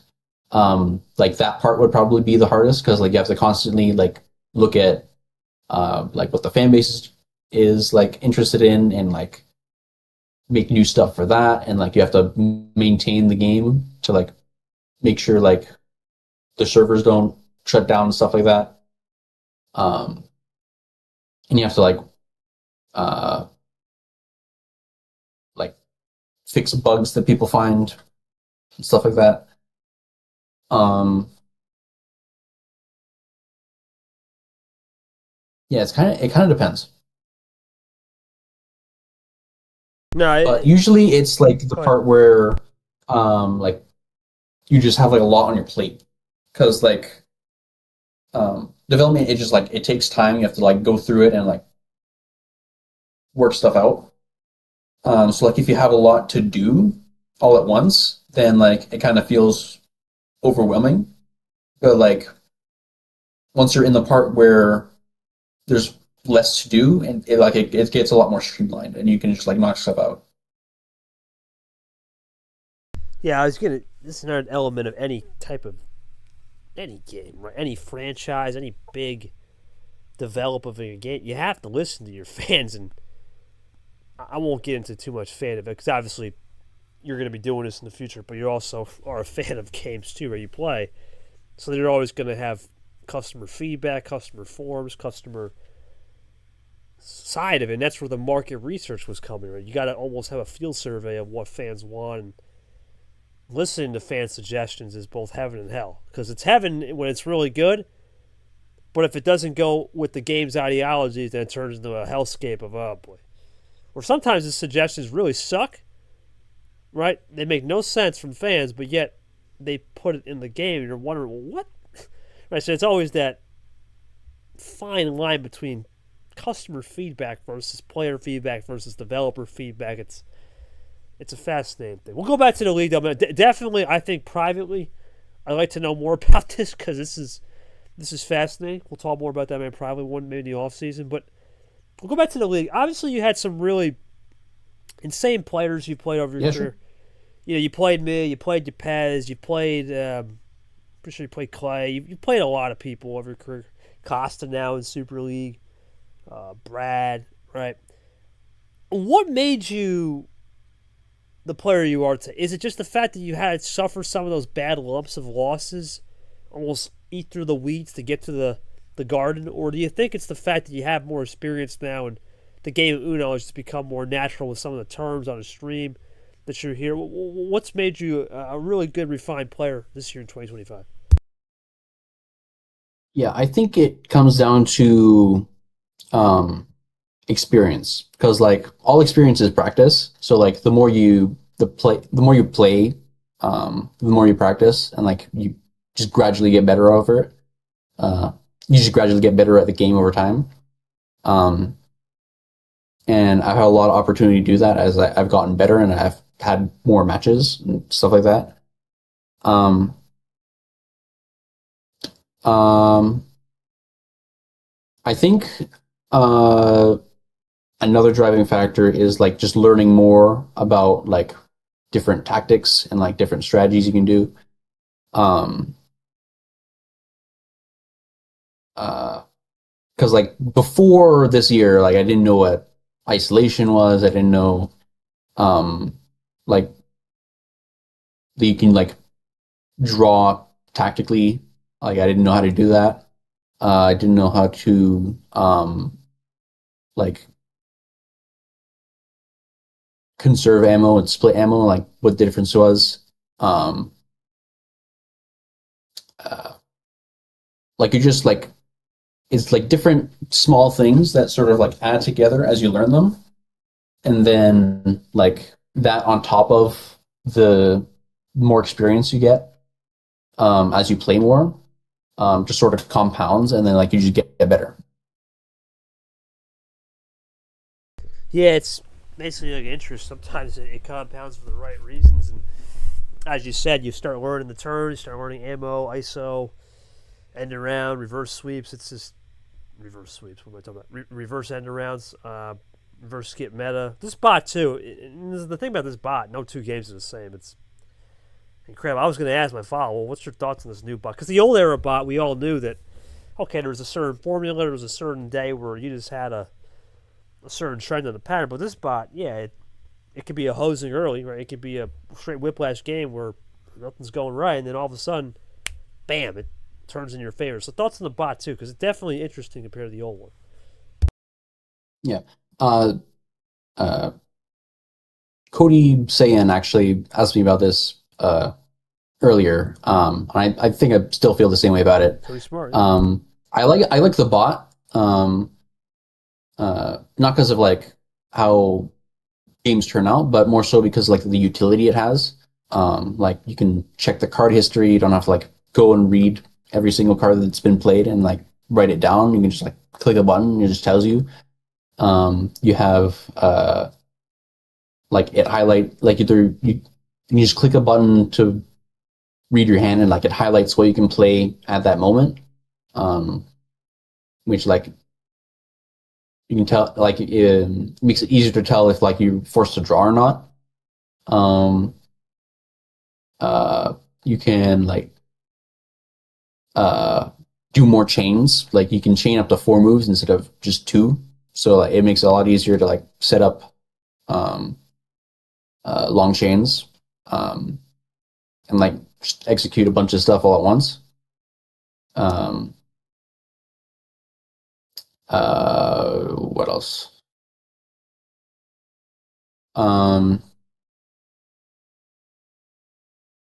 Yeah, and it has like power plays built in, so like you don't need to worry about um, like people having to like honor the rules of power play and like what like if they mess up and stuff like that, or if they like intentionally don't follow the rule with it. Like it just does it automatically for you. Um, and also handles like sets. Like it keeps track of like what game we're on, whose turn it is, or not whose turn it is to like start the game. Um, Stuff like that. It's like it streamlines the process a lot more, and it just like makes the game um, a lot easier to like figure out. And so you can like put more brain power into like your strategy and like figuring out the other players' cards and stuff like that. Yeah, CH is there. It's basically UX, UI, utility. It's basically utility. It's just the fact of the matter is you have so much more utility on this bot compared to the old version where there was no such thing. And remember, the 4 command chain, we really wanted to be funny. Not funny. We really wanted to be unrestricted. We can basically go full beans, right? Unlimited and do the thing of having 15 card chains if we wanted to. But we limited it back to 4 for a good reason. Especially, now Grimland maybe we can unlimited it, but in the game it's better just have 4. You don't want to go too crazy with it. But yeah, man, it's been a fascinating run. You've had a great time in this league, been a valued member. Now that I know a lot more of the stuff you do, definitely fill out the end of the season. I think you filled out the end of the season survey last year, but I'm interested to see what you got of other things you can develop. But we'll do a couple more questions, and then we're going to do a little fun this or that, which is always fun. Me and Ard kind of do this or that. So we'll do 2 more questions here. I was going to ask the other. Right. That's what I forgot. The other question I forgot to ask regarding video. This one's important. Do you almost have to be a UX UI guy in a sense, a UX product manager, along with all the other programming skills, do you really have to really pay attention to the user experience and the user interface, or is that a separate department when you're developing a game? Um, in a bigger company, no, because they'll have like a dedicated UX team. But What about for you in a smaller developing, company, or you're developing a game? I guess you'd have to be all yeah, over like it. if you're indie or if you're like in a smaller studio, yeah, you definitely need to think about like how the player is actually gonna interact with the game. Um, so yeah, UX is like a big part of it. But there are like dedicated UX jobs in bigger companies, so like you don't need to worry about it too much. Although you do need to like work with them to like actually um, implement like stuff that makes the UX better. Okay, no, that makes sense. That definitely. Yeah, I figured there was a dedicated team on a bigger company than for a smaller company, or just obviously on your own, or DIY it. It's it's all you're basically the CEO and you're the hands-on member to do that. Yeah, it's fascinating because I don't know any. I think you're the first person I know personally that's a game. I know a lot of people. I don't think I've met a game programmer. You're the first one. So congratulations. That's a Thanks. that's you know what? Like I said, I've met a lot of professionals over my years here living, and I don't know anybody that does game development. It's ironic. I know people that have done coding. Well, coding is natural, but coding is a different beast. Like what Grim did, or some of the software engineering, that's a completely different beast than just straight game programming and game development. Completely different. My last question is it's kind of more of a travel question. If you could travel to one place, right, and maybe create a game, and you would basically launch it in that country, other than Canada, of course. Where would you launch? Or let's just say non-North American country, so no North or South America, anywhere else in the world. If you could launch a game, where would you launch it and why? What would be the perfect marketplace for it? Um, so like, what's the scenario here? Like, am I moving there like permanently, and then I like join a company there, No, no. So, and then so I got an idea. So let's say it's like or like a pitch deck. So or is it like a one-time thing? yeah, it's a one-time thing. So you pitch deck to, let's call it a pitch deck. Right? You created the game, right? You want to pitch it. What country would you target to? Well, first off, what game would you create, and what target audience or country you would pitch it to? That's basically what I want to know. I got an idea where I think you're gonna Okay. pick, but go ahead. Um, I don't know. That's a tough question. Hmm. Because um, so something I do in my like free time is like I just think about like game ideas that I would want to make. So like I have a bunch of different ideas for games that I can make. Um, um, but a lot of them I feel like I could just make on my own, or with like a small team. If I were to join like a team in another country, like just to make one game, uh,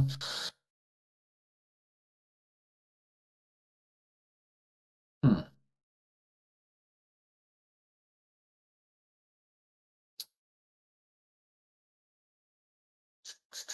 um,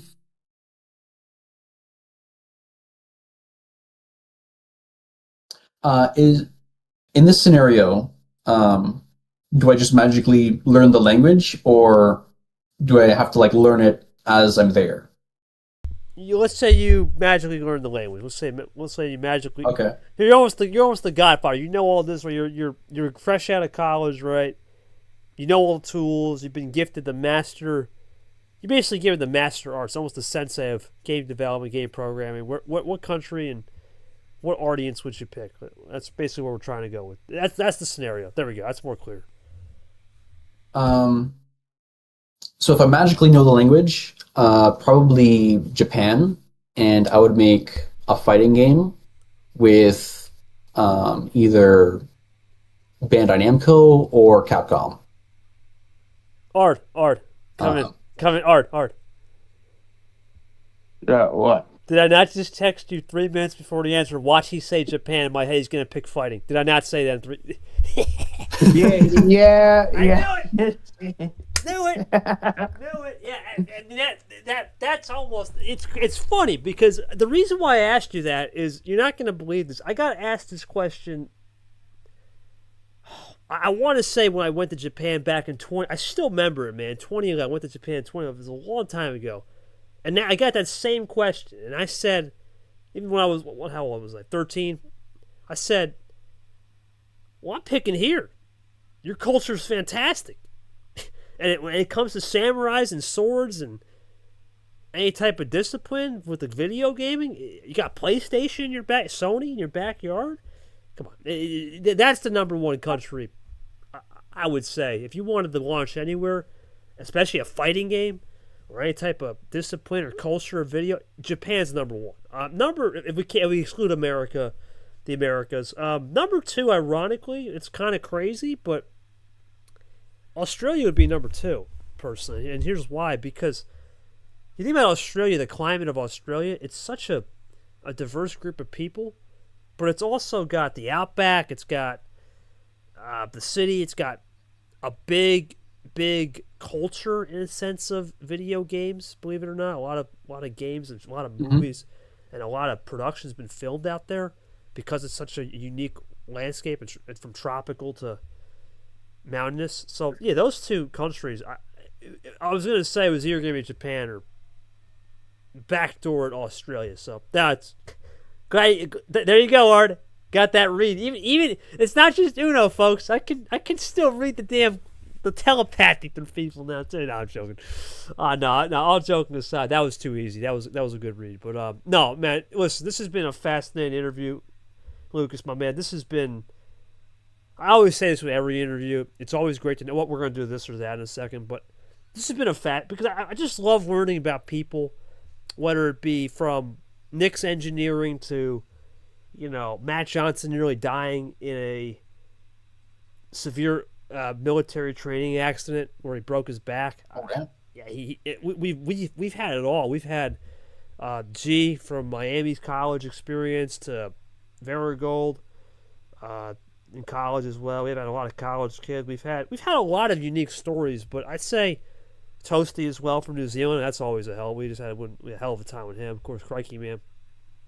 But I was saying all the interviews we've done, and we've done this league where I've done so many interviews in life, but in this league, I'd say this is probably one of the more interesting ones because we don't think about game programming. And I know you played a lot of video games. I see it on the Discord activity, but now it's funny and fascinating to think that, hey, it's actually you get paid decent for it, and like I said, you could pursue it. So yeah, I mean, or before we move to this or that, any thoughts on what we discovered from our buddy here, Lara? It's been good. I kind of here's the thing for someone that likes to play video games. You like it too, yeah, Ard. This is kind of going up my alley. Yeah, no, this is definitely up Ard's alley. It's something you could definitely attest to. Let's see. Now we'll go to this or that. Obviously, the rules are simple. You just pick this or that, right? And the commentators coming on the fun. So we'll start here. All right. This one's a simple one. Would you rather play games only on the console, or would you rather play games only on the PC? Are you a console or a PC guy? Yeah, the choice. There are a lot of really good games that are console exclusive.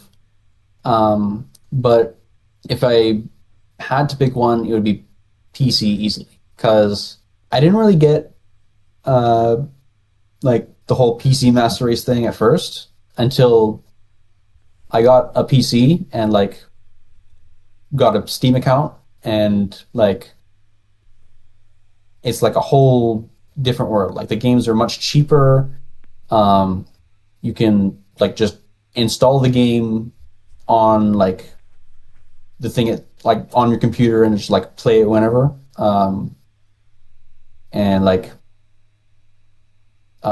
it's all dependent on like your hardware. So like you can upgrade, like if you have like like a tower PC. Like you can swap out the parts to like improve it, or like if you have a laptop like I do, you can um like uh like there's they can't really swap out the parts of a laptop, but the thing about PC games is that oftentimes they're a lot more well optimized, so like they run better, and that's because with PC, like you have no idea what the hardware is going to be like, so you have to.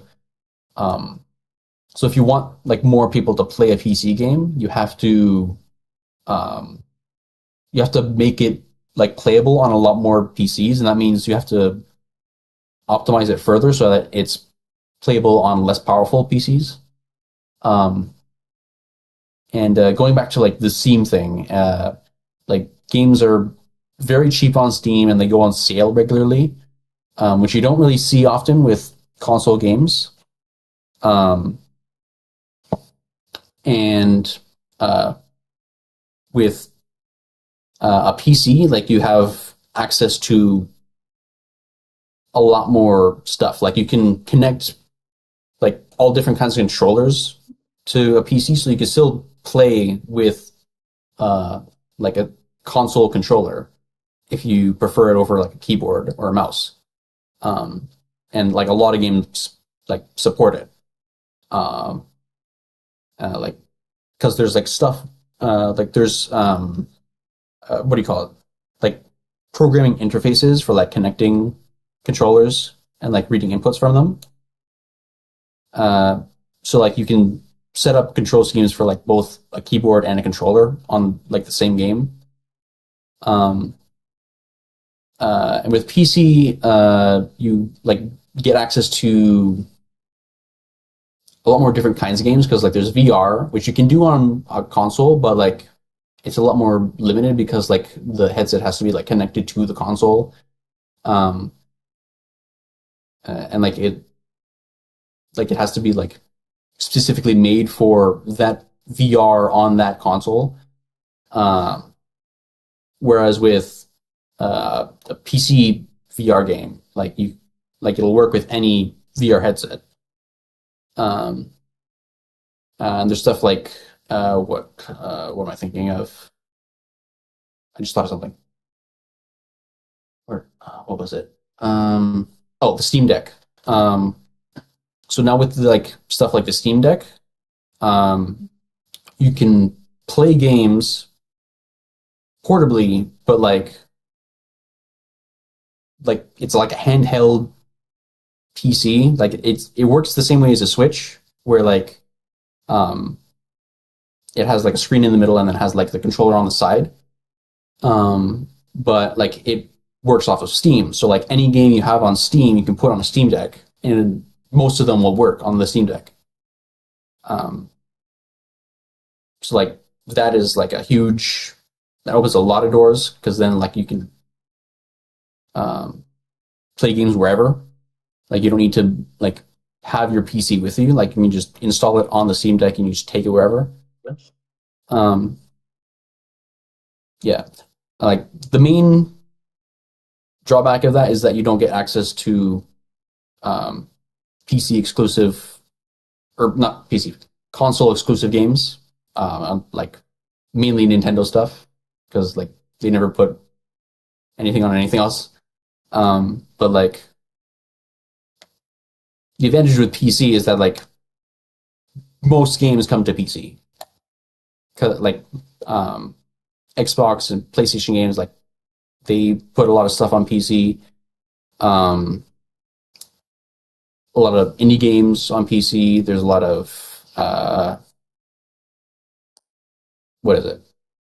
Like a lot of AAA games. Like they run best on PC uh, because like again with the PC you have to like optimize the game further so that's like more playable on like different kinds of hardware. So a lot of times like even though um, so like it might be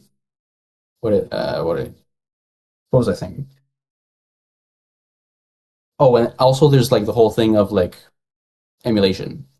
So like you can get an emulator for like a different system and like play games using that. And also if you have like a PC, then you can use it like a PC. So like it's not just dedicated for playing games. Like you can use it for other stuff. Like you can use it for work, you can use it for school, you can use it for just like dicking around and stuff like that. You can use it for Discord. That was it's one of the most detailed answers we've ever gotten, or for Sorry, I yeah, kind of rambled good. there. It's good. It's good. We hit the passion button. That's what it was. Or what was what did I even say? I kind of got I mesmerized. think it was PC or console. yeah. Yeah, I'll just that was make it short. I'll just make it a quick answer. I'll go console because I like to actually Okay. be able to hold something like a remote control. I haven't done like a PC Yeah, I get game in so long, so Oh God, you're asking a guy that barely does anything. Nah, I'd rather PC. I like the mouse. The thing with if you like I'll say this much. If you like eye hand coordination games and you have good eye hand, yeah, the console's better for you. But if you don't have that good eye hand coordination with the joystick and the buttons, the PC with the mouse is just so much easier. It's nice. So I'll go PC. I gotta be careful what I pick next. We might get a $20 billion explanation. It's good, but get a little late. Get a little late for the bus. I have this one. Well, co-op or player versus player? What do we think? What do you prefer? Ooh. There are a lot of good PvP games, but I'm gonna say co-op. Just because you have like that aspect of like working together and like you, I don't know. I feel like it comes to like a. I feel like with a co-op game, you get a better bonding experience. Um, yeah, Okay. Art? I'll keep it short. Yeah. No, you're good. You're good. Believe me, man. We have more time. You could go full beans, but we're running low. Art, co-op or PvP? co-op. Um. I'm probably too selfish in games. I gotta go PvP. I'm probably too selfish in games. I'm too selfish sometimes when I'm playing a game. I like. It depends on the. It's almost like it depends on the sport or whatever we're playing. But yeah, I like going against another player. It's always fun to learn from. Co-op is good, but then my teammate. I'm a good teammate in certain things, but then I have certain ideologies when it comes to video gaming. Yeah, you might as well. I'm a liability. So just player versus player. Kick my butt. Just kick my butt. Take my money. That's kind of how it goes with that. Let's see. This is going, Lara. Do you like a game with a walkthrough or a tutorial, basically, or figure it out yourself? DIY. Ooh. Um, I think it depends on like what the tutorial is, because like if the tutorial is annoying, then I would prefer like just let me do it. But like if the tutorial like is actually helpful and like the game is like complex enough that like the tutorial helps you like understand what the hell you're doing, then I would take a tutorial. But for most games, I think it would be um, like just letting me figure stuff out. Okay. Art tutorial, or are you going with Yeah. the DIY? I'm gonna go with the DIY. I just if it takes a long time to just do it. I don't. Sometimes I don't have the time for it. Uh Nah, I gotta go with the tutorial, man. I'm a dinosaur sometimes when it comes to this. It's all right. Yeah, well, unless it's a game that is just simply. Now, what the hell am I saying? I barely know how to work Google Sheets sometimes. Gee, always, what are you doing? Yeah, believe me. When it comes to technology, sometimes I'm a little slow. But other things I'm quicker at, right? But some things I'm slow. But these interviews, asking good damn questions, yeah, I'm the world champ. But when it comes to some certain tech things, yeah, I'm a little slow. Let's see. That's a good one. It's a fun one. Would you rather? This is a funny one. Would you rather ride a Minecraft pig or drive a Mario Kart? Oh, That's a funny one. um, No. I'm gonna say a Mario Kart because of the drifting. I think that would be really fun. There's no way Art doesn't say Mario Kart. I'm gonna go to the Mario Kart. I mean, you have a Luigi profile picture before so, and Mario. Um, And also, Minecraft pig. Are we being serious here? Really? That was a choice. well, maybe not. He likes Minecraft. Maybe he would pick that. No, it's all day. I play Mario Kart. Man. Mario Kart's just so much fun, man. Because the drifting or the power ups are just banana Yeah. peel and blue turtle shells and yeah, it's the whole package. Got to go with Mario. It's a classic game for any young kid to play for sure. But don't get me wrong. If someone wrote a Minecraft pig, hey, to each their own. Let's see. We'll do two more and then we'll do one fun one at the end. So two more game ones. We'll do a fun. Here's a good one, Larry. How about live in the world of Pokemon or the world of Animal Crossing? Hmm. Um.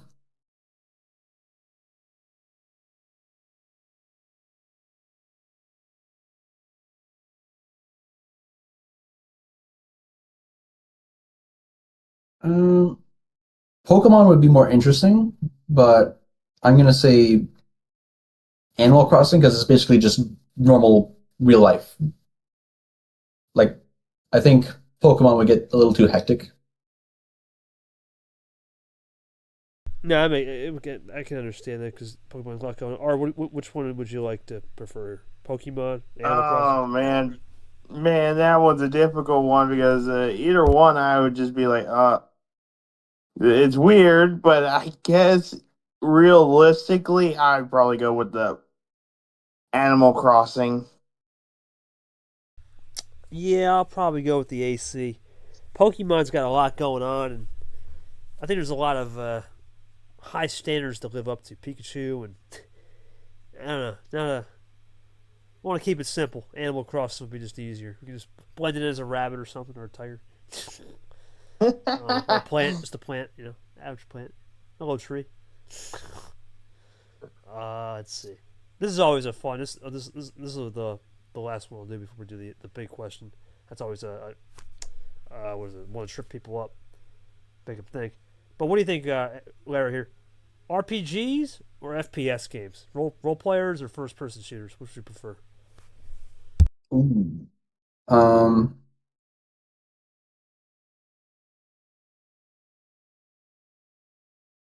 Recently, like the past year or so, I've been playing more RPGs, but I feel like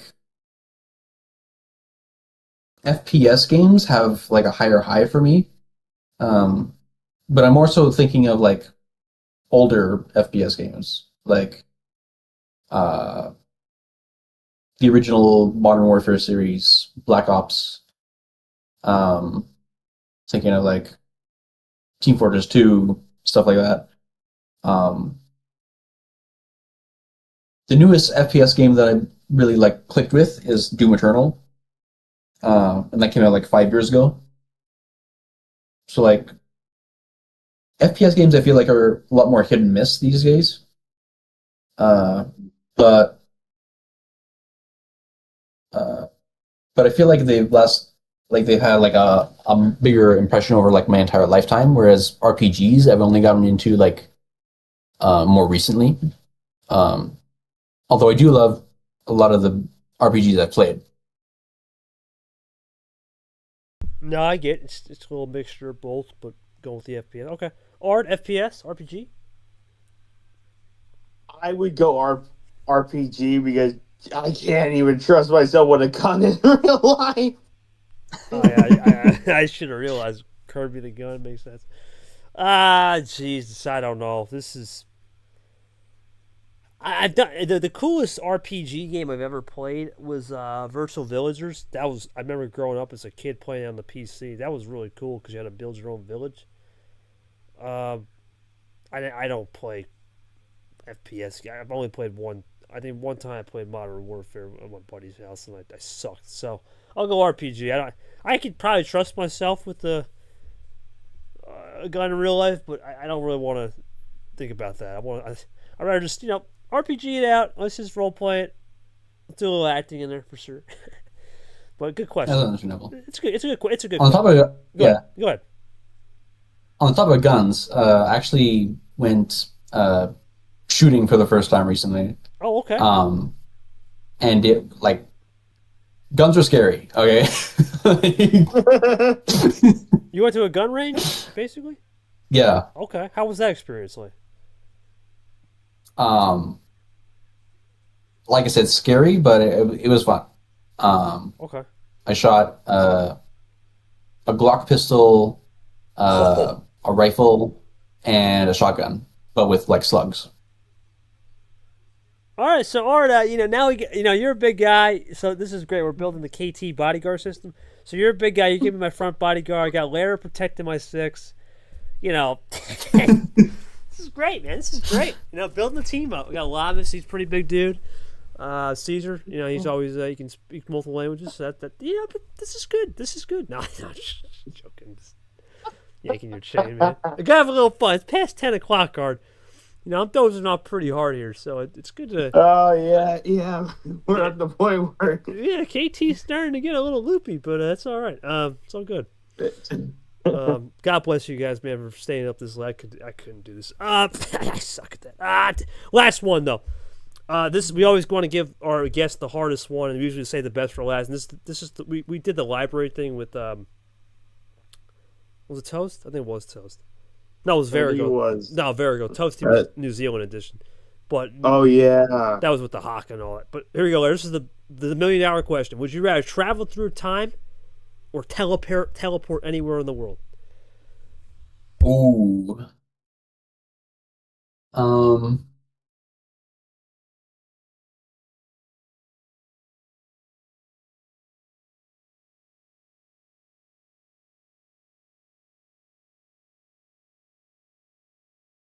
Like, are we just thinking of like the concept in general, or like are there specifics?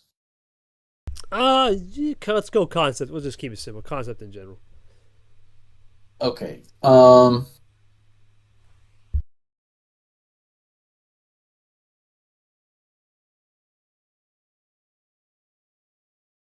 gotta say time travel, because like the ability to like, um,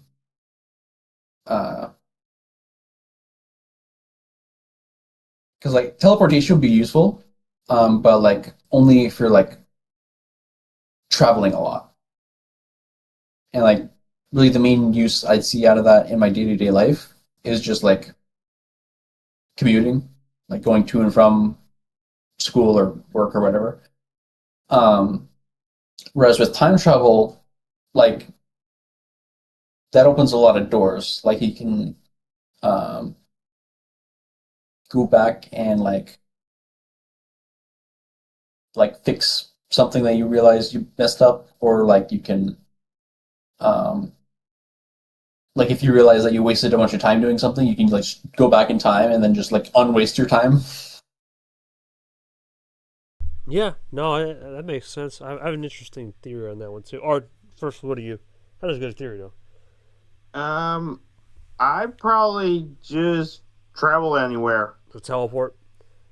Yeah, the teleport.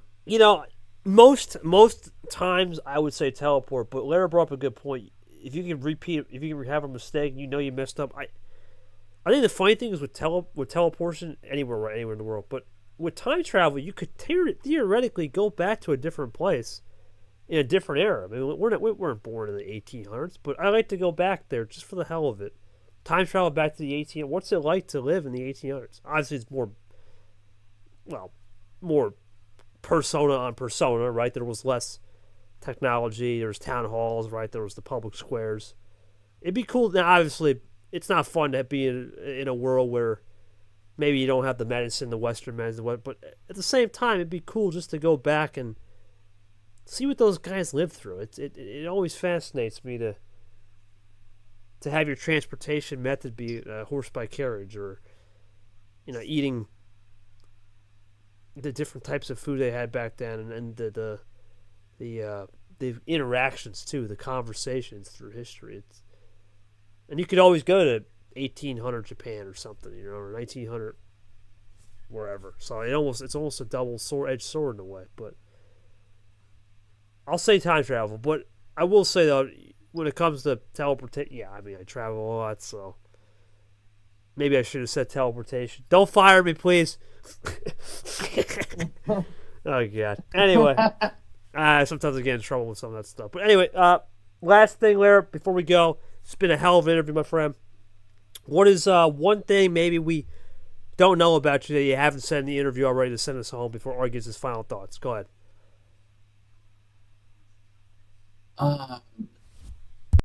Any special fact we don't know about you that you haven't said tonight? Go ahead.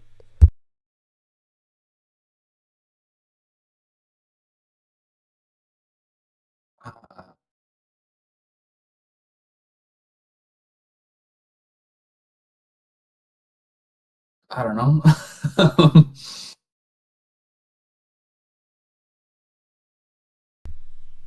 Oh man, I'm trying to think if I can help you out here. Maybe something in your a secret talent, for example. Oh, anything that your heart can think of in your mind.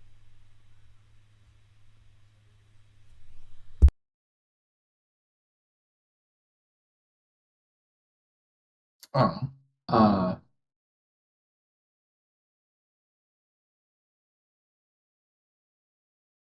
I mean, I guess on the topic of talent, I could say um,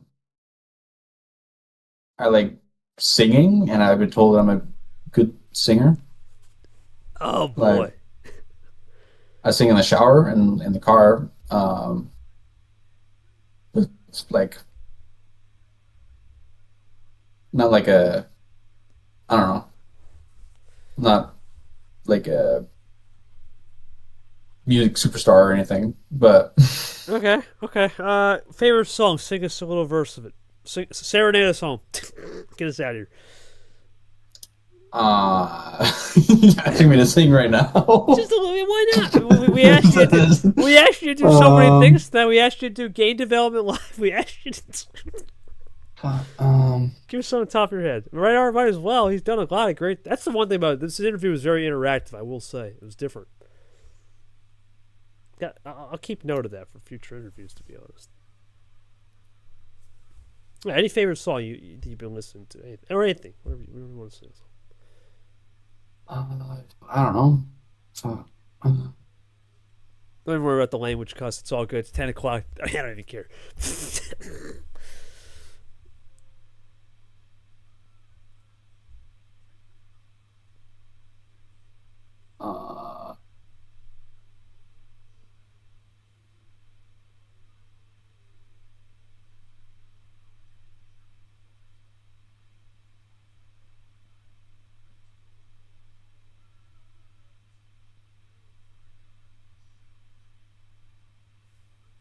I don't know. Gotta put him on the spot here. Yeah, that's okay. Shoot, I don't know. Karaoke with Lara. We gotta. Maybe in the server we got. You know what, Art? That's a good idea. Maybe we should have a karaoke night. Oh God. Oh no! Oh no, that's gonna be. I don't think many people be turning out for that. I think it'd be who would really do it realistic. Lara would do it. Oh, I wouldn't even. I probably would do it because I've done karaoke. Oh, dude, last I went to. I was my family's friends, my mom's friends in Thailand. We were doing karaoke. Some of them just got, a little wasted, a little bit wild. And I remember they were telling me to do karaoke in both Thai and English. It was wild. I was actually not bad. I got a score at the end of it. They give like a score at the end of the karaoke read, and I got like a 95. I'm like, damn, that's pretty good. So maybe Lara versus KT in a sing-off. I don't know. We'll look into that. We'll look into that. Oh no! You know what? We'll say that the story will continue. The chapter will continue. To be determined on that. Lara doesn't got to sign us off. So in that case, Art, final words from you. Sign us off, man. What do we actually learn tonight? And send us off in some final words. Go ahead.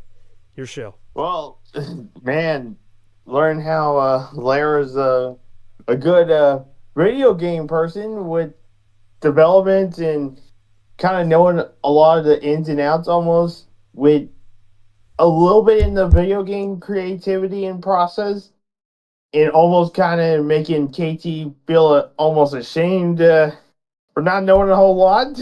Oh man. But it's been a great interview and I mean, there's a lot to know, so Yeah. kind of went in a little. I went in a in depth. No, he went to the bottom of the ocean. He went down to the trench, and I picked up the coral reefs. It's all good. It's all good. It's all good. I enjoy. Listen, man. Just because I don't know, I'm gonna learn it and I'm gonna figure it out. And I try to always do these interviews. One thing I will say: when you do these interviews, you're not supposed to know everything. So you try to almost portray yourself as an actor of I don't know everything, and let the interviewee be the spokesperson. So it worked out pretty good. But I didn't expect it to be this interactive, which was cool. We learned some French. We got some computer programming or computer video game programming. Lara did a deep dive analysis. So it's been great. Well, thank you guys for listening. I want to do the schedule real quick as Daniel Vo is doing us late. Tomorrow we'll have the D1 recap. We're going to recap 46 through 64. A lot of and some favorite moments of the year. It'll be at 7, 8 o'clock, and then we'll see. We might push to 8. We'll see. It's 8 o'clock. They might work well. And then Thursday, check us out. We'll have a big D1 Week 3, Week 4 scenario. Week 3, obviously, with the recap. Week 4 with the preview and some clinching scenarios. And then we start games. We'll have potentially a triple header on Friday. Oh, boy. And Lara Caesar might be the only game Saturday. So, yeah, big weekend ahead. Week 4, Lara looking to clinch. Caesar looking to stay alive. Nixon here, he's looking to clinch. So a lot of clinching scenarios. Everyone's still alive except for Crikey Man, who's looking to play spoiler. Until then, we'll see you for the next ProCheck. Oh, what am I saying? Acosta. That is our next ProCheck. 1 o'clock, we're going to learn Hasim the Dream, Mr. Krabs Acosta, as they call him. What a time to be alive. We're getting to that kind of level of we're interviewing Mr. Krabs Acosta. That's what a time. All right, well, until then, this has been a hell of an interview. Oh, am I back? What's that? Yeah, my Wi-Fi cut out for a bit. Oh, you're good, man. We're just wrapping up. You're good. No worries. Check us out. Okay. Thanks to Lara for this 2-hour plus interview. What a G. Until then, we'll see you guys around.